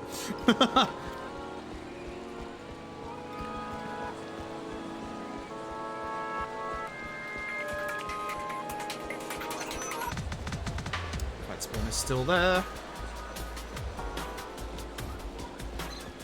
Fight spawn good. Every time this guy freaks me out, every time. Once again, no Tenkaichi fight spawn. I'm having some real good luck today. Appreciate that. Date-san has been assaulted. 37 is almost 50-50. Yeah, true.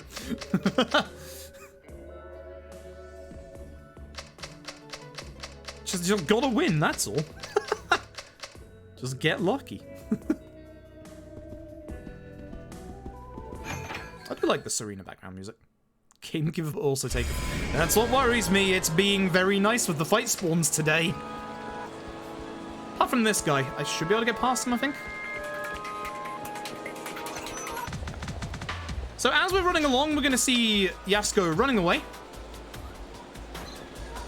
And I really like the build-up in this bit. Also, you can have a fight spawn here, which is, yep, unfortunate. Come here. Come on. Come on. Come on. Let that be my bad luck.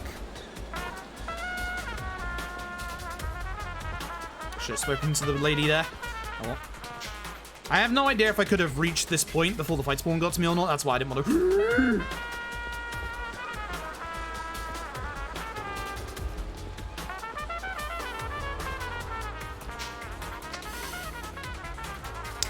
Good old Yakuza 3, 4, and 5 keeping fight spawns after cutscenes. I appreciate that. No, I don't.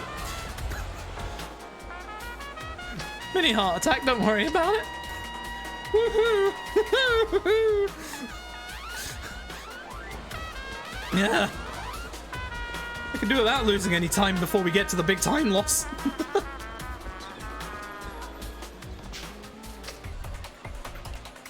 Now, you can see two very familiar faces as we run along here. This is one of the parts of the game that I really, really like, because you can probably tell where this is going. I don't know how they opened up the manhole cover, though. Either way... You don't look like bad guys, but I'm gonna punch you anyway.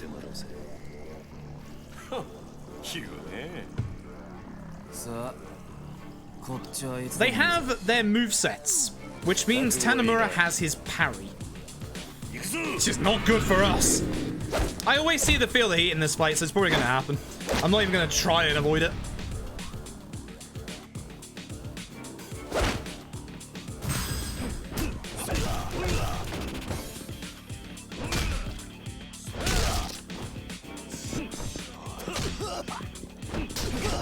Damn it, Akiyama, I wanted to move away from him. I was trying to grab Tanimura so that he wouldn't parry me. It's actually fine. Bad, bad, bad, bad, bad. I don't want him to go into his heat. Akiyama. Akiyama's being a problem. There it is. Now he's going to parry a lot more. Yep, there it is. Akiyama is being massively a pain in the ass today. Akiyama, if you want to be a pain, then I'll focus you instead. Let Tanimura calm down for a little bit.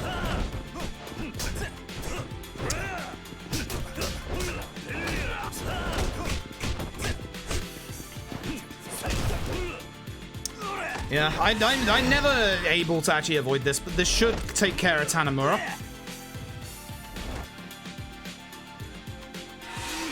This should take care of Tanimura.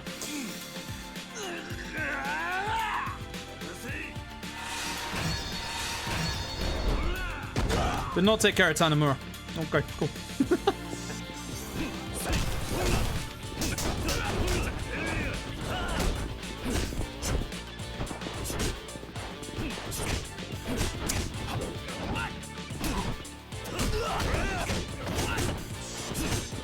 Akiyama is so aggressive today!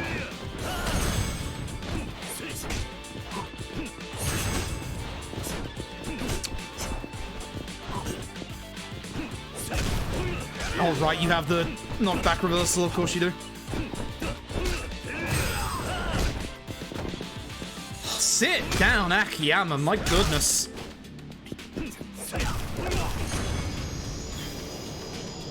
I'm already losing gold off my...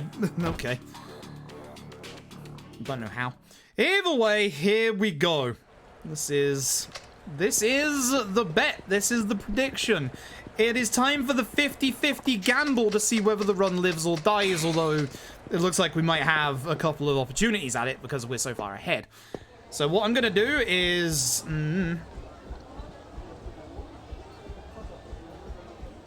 Not the Colosseum, there's cutscenes in there. I'm going to make a safety save. This is why you don't want to make a safety save, as it's so far away. But I'm going to make a safety save. Because I have... It looks like I have a second opportunity after this one. There's going to become a point at some point where I don't make safety saves. Because we just go straight for it. Get it? Straight for it.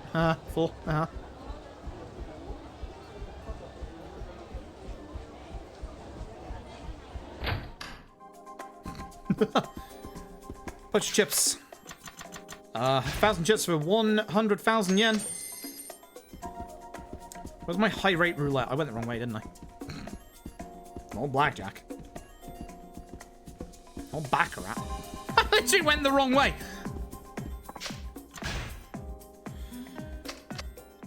You already know I'm going for 0. I've said it before. So, by using the 0 jewel, it will land on either 0 or 00. I'm putting all of my money onto 0. Time to find out if the run lives or dies.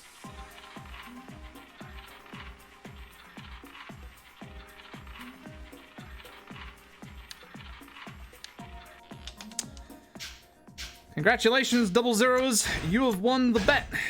God damn.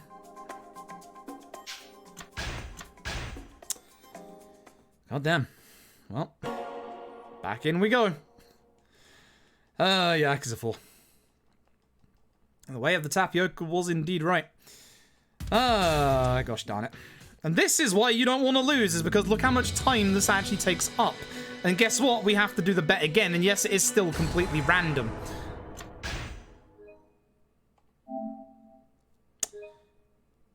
Toxic also got 0-0 today. Damn.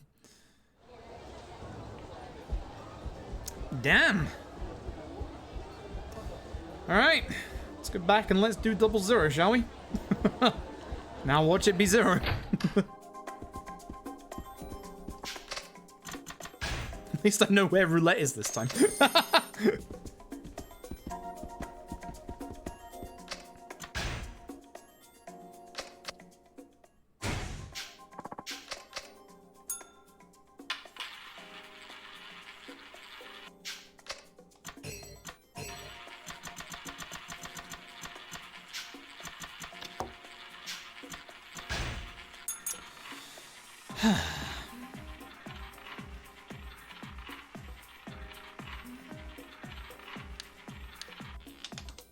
Okay. So the run continues, at least. Slightly salvaged, I suppose. I would not like to keep playing, no. Go fuck yourself. I very much would not like to. I'd like to exchange prizes, though. Give me all of these platinum plates. If you've ever seen the Yakuza free run, it's gonna look very familiar all of a sudden. Well, at least the run continues. My PB had one failed gamble in it, so it's a good thing we did save. I did say if we were, like, this far ahead, I would save. No, it doesn't matter where the wheel is. It changes position after the very first cutscene. Trust me, we've tested a lot of things. I still saved 10 seconds. Fucking cursed hell of a speedrun. So you lose like 3 to 4 minutes if you fail the gamble, basically. It's really stupid. And yeah, we've tried a lot of things. When the PC versions come out this month, I'm going to try to employ some help from the modding Discord to see if they can find something in the code that tells us what the bet is going to be. Because if somebody finds a way that can make it so that we can figure out what the bet is, that's going to help so much. Especially if it works on both PC and console. Also, for some reason, you get a really long shot of Akiyama taking a cigarette. So, predictioners, 47% of you chose 00. Congratulations. You won. I lost. And the big loser here is me. Ouch. Boy, that sucks. Yeah, if we find a way to figure out what the actual thing is, like, is it based on in-game time, for example? Like, is it down to the second? Is it down to the minute? Is it just random? Is there any actual logical evidence behind it, etc.? Shame that. Hands up if you won all 3 bets tonight. We've got one more prediction we're gonna do. I've just thought of it.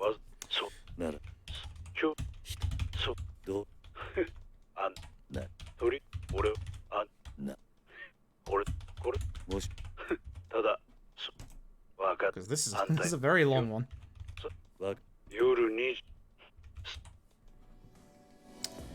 I'm gonna have 10 minutes on this. It's another 50-50. We don't have any way of being able to quickly do this, unfortunately. So, are we going to see Daigo's feel the heat? Simple as that. Literally as simple as that. It's another 50-50. Yakuza 4 is good for betting predictions. I know to suck. Go get money. Ooh, Nouveau rich guy. Fuck you, I could have done with you earlier.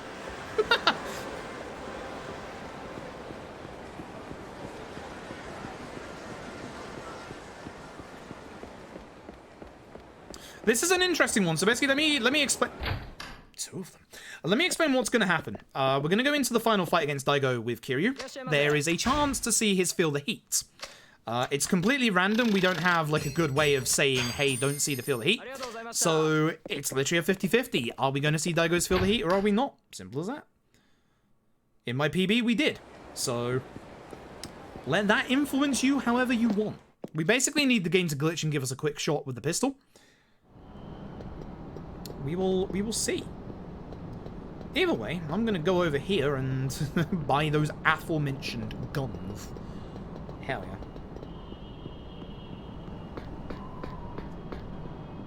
Hello, I would like guns.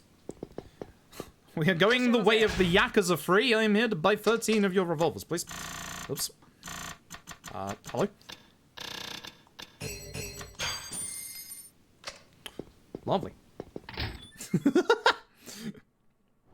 There's way too many 50-50s in Yakuza 4. It's great. It's not great. As a speedrunner, it's awful, but it's great. So I'm gonna go down the same stairs that I came up with because these are close to a taxi spot.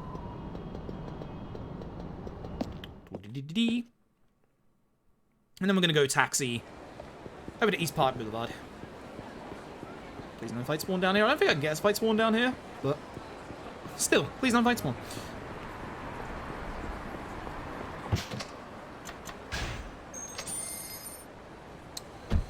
And it is time for the Kamurocho Hills set piece. So, I need to make sure that I count my guns. Oh, I forgot it's this door. Changes every video game. So.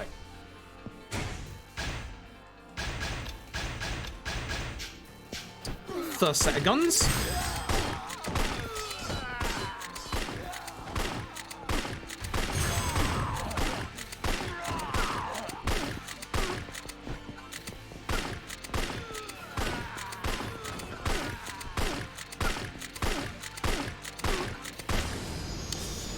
What we do. this do be what we do.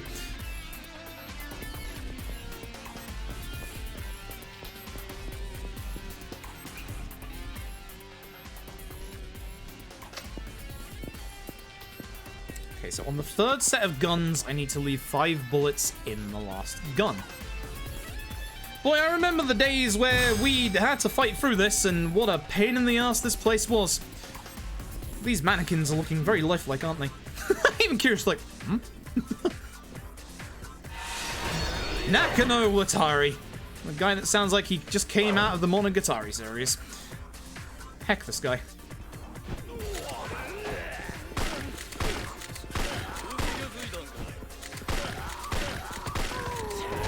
No!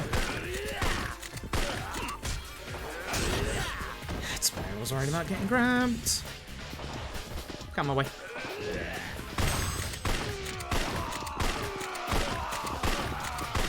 Thank you. About time. I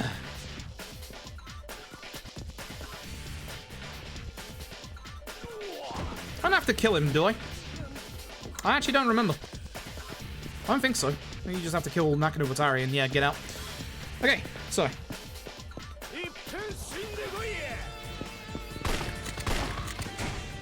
Second set of guns.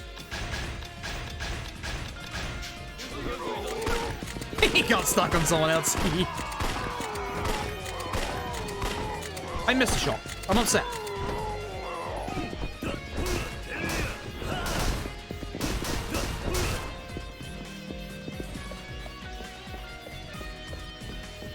Oh, this way round, right, we're Yakuza 4. Haha! Forgot. Every time. Right. Here he's back again. We still have guns, thankfully.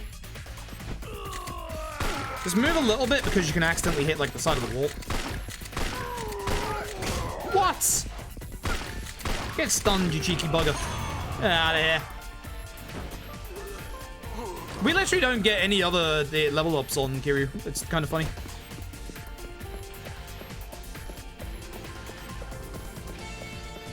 Hi. I should probably take his gun because I have used a few extra bullets than I would like to at this point.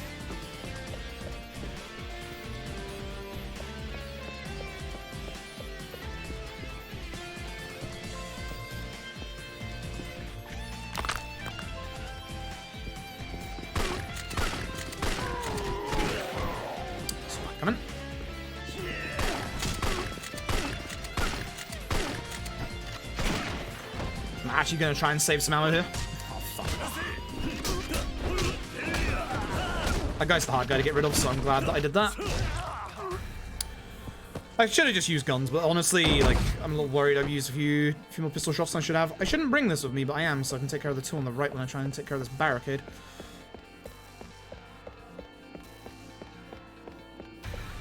Hey, what up?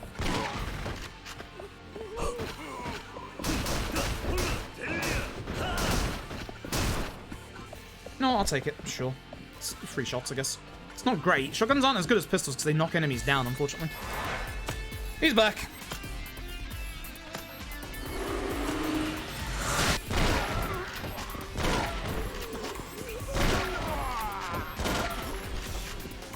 This is why shotguns aren't that great. But hey, if I use the shotgun here and then I can,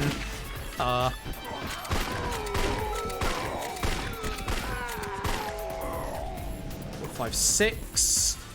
I think I got 2 more shots. How many bullets have I got left? 7, 2 more.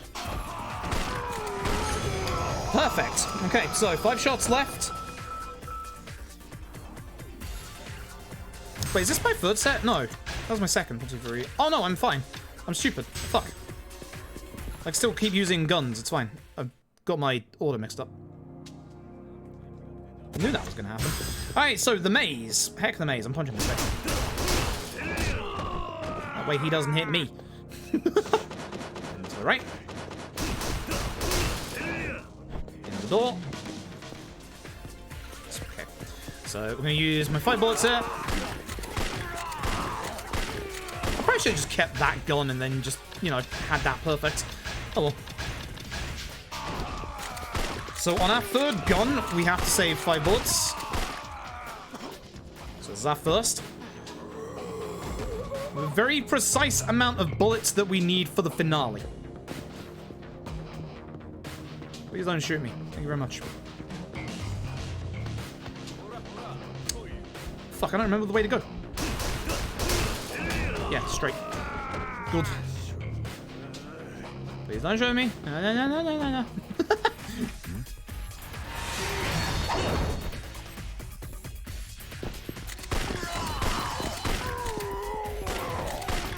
That's unfortunate.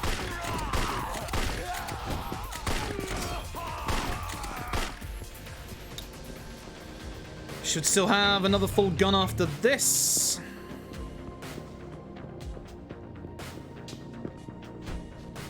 One person's gonna grab me here. I told you so! God damn it.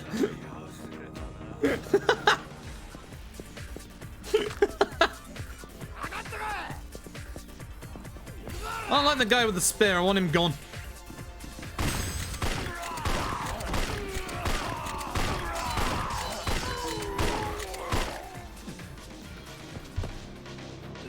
It's fine because we still have 1 gun after this one.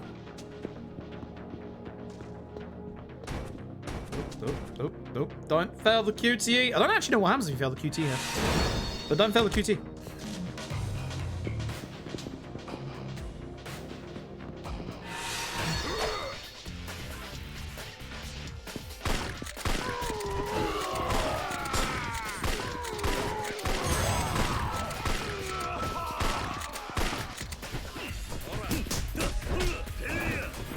I think I have a spare shot in that gun, but it's fine.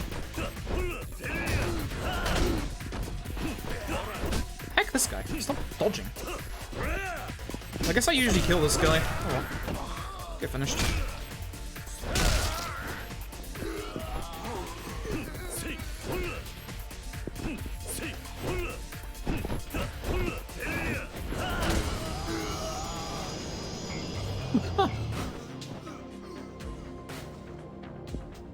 Get the key. I'm going in the middle. Okay, so I should have a gun. I have a gun that has 5 bullets in quotation marks. I think I've messed up a little bit. So here's everybody. 5, 12, 8.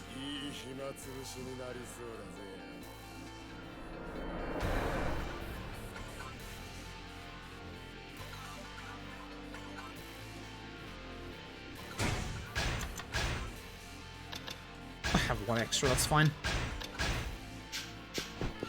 1, 2, 3, 4, 5, so I don't mess up. 1, 2, 3, 4, 5, 6, 7, 8, 9, 10, 11, 12. 1, 2, 3, 4, 5, 6, 7, 8.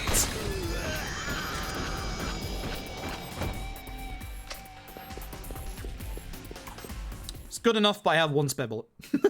So, you know, 1 spare bullet for things, I guess. Finale time! This is literally going to take like 20 minutes. Or 15, I guess.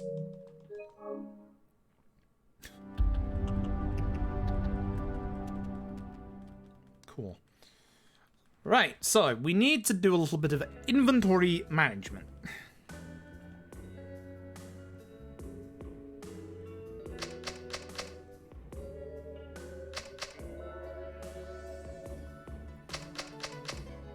Wait, how long until the prediction closes? Have I accidentally put too long of a timer on it?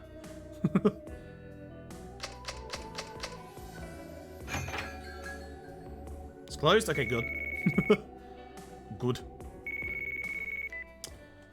The Hamazaki redemption arc is over.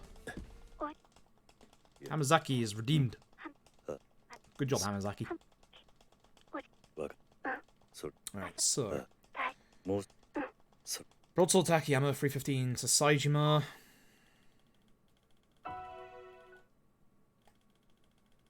So we're gonna do a little bit of inventory management just to sort everybody's stuff out.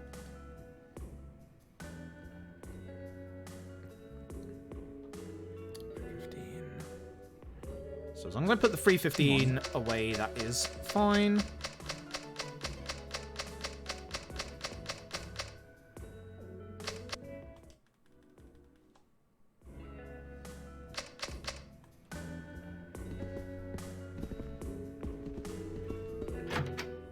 Item box. Put away 115, 13. We want on Akiyama. Wait, I have to bring the sword over. Akiyama gets the sword. Saejima gets the... Oh, no, I've done it wrong because I was supposed to keep it in my inventory. Oh, I'm stupid. Saejima gets the free... That's Akiyama. Saejima gets the free 15. Saejima has too many things. Thank you. So Saejima has 315. We have 715. Akiyama has broadsword. That should be everything. Okay, cool. If I've messed this up, we'll find out. I'm just going to double check. I have my guns. Cool. Don't use right D-pad. Gotcha. Alright, finale time. Let's roll.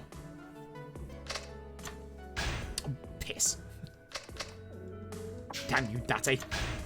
Damn you, Date, in your double confirmation box. Okay. I've got to be very careful here.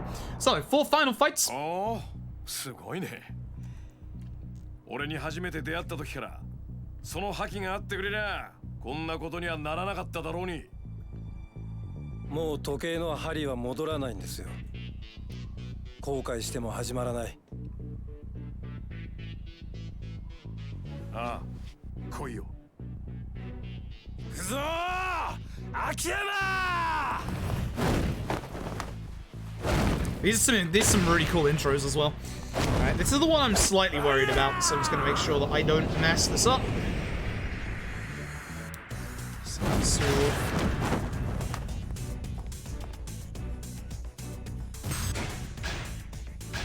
That's not the one I wanted to drink, but you know what? That works as well. Sake. Yes. Otherwise I don't get the damage.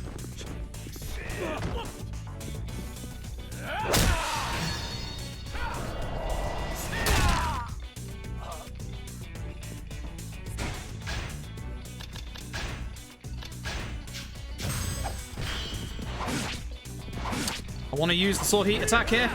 Alright, thanks.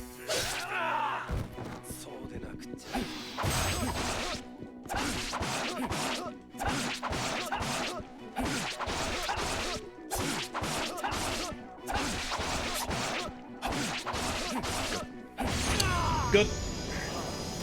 Even one hit left because I accidentally hit him before. It's fine. It's good. Good first fight. Now comes the unfortunate fight. Unfortunate if you're Kido, because poor Kido gets matched up with...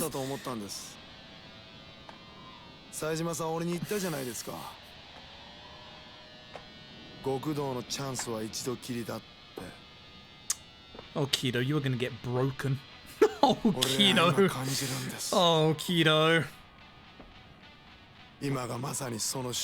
Oh, Kido.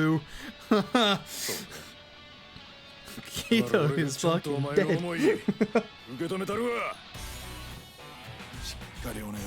Okay, so.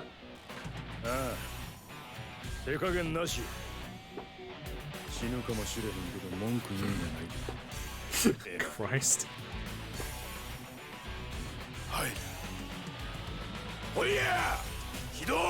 Falls out, Kido. I've been trying to headbutt Saejima.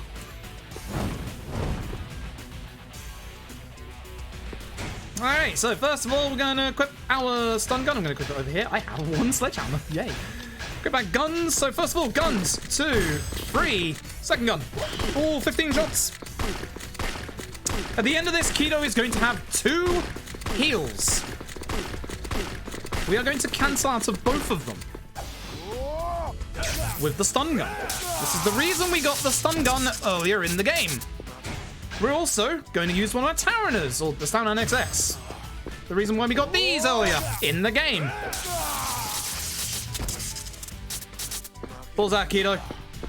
Fail the QTE. Stun him. Good fight. Here comes the bet. Here indeed comes the bet. So we're going to need a little bit of luck in regards to this. I don't remember which D-pad 7 ammo gun is on. I think it's on left. Will I put it on right? I think it's on left.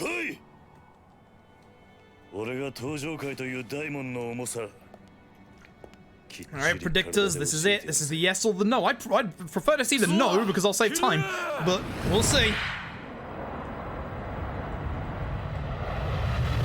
Oh my god. Oh my god. Thank you for the donation. Heck, thank you so very much. Gotta go balls out. Yeah, I agree. It's not the gun. That's the gun. See if we can get the quick shot. No, no, lost it. No, you have won the bet. Congratulations. Well, yes, even. We've seen his QTE. Yes, we've seen his QTE. That's the one. Yes, you've won. Sorry, not no. Sorry. Fuck you, no. I wanted no as well. I'm sorry. But we did see it.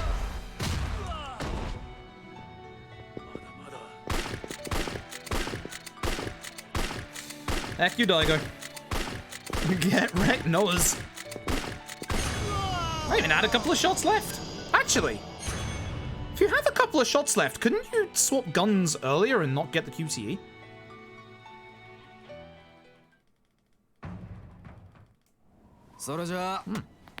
Now comes the worst part of the finale by far. Choose prediction. Will we see Daigo's feel the heat? Yes! You won. There you go. Congrats to everybody who won today with your predictions. We had a lot of them. Now comes like the 5-minute finale fight. I hate this. I hate this so much. I hate this so much. Don't forget, if you won, you can use your muffins on the Yakuza 6 80% Legend Community Challenge currently going on. From 7k today? Nice. How's that VPN treating you for the bets? And big pays out. Always bet on the streamer. Unless he goes 0-0.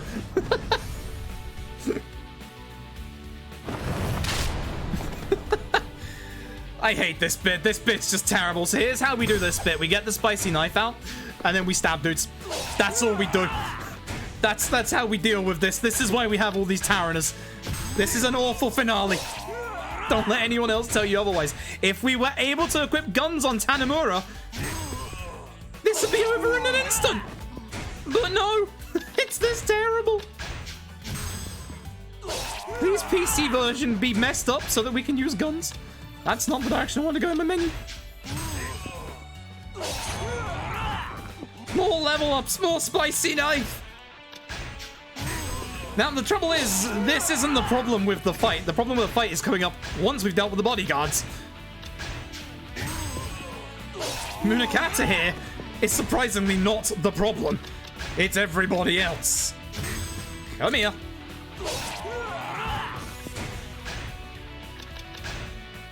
I forgot to use my sake. I'm stupid. Definitely stab the elite bodyguards. They take way more damage. And then get stunned by this guy and hate this entire finale.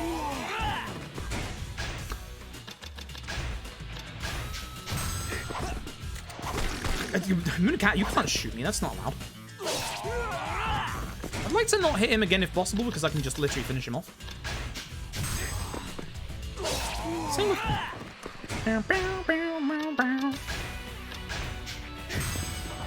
I kind of want to go stab Munakata at least once, not gonna lie. Yeah, come here, buddy. I'm gonna use the spicy knife as an actual weapon now, once I get my ass kicked.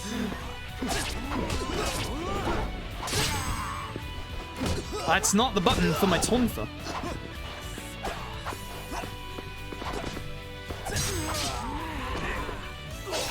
Funnily enough, that is not the button for my tonfa. I should be aiming for Munakara at this point.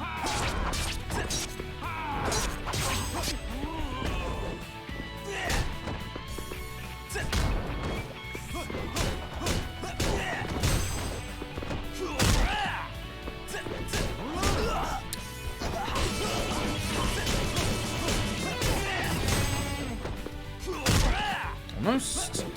Yo, thank you for the 10 gift subs, Nobody. I appreciate it. Thank you so very much. Hope you're doing well tonight. Hope you're having a good new year.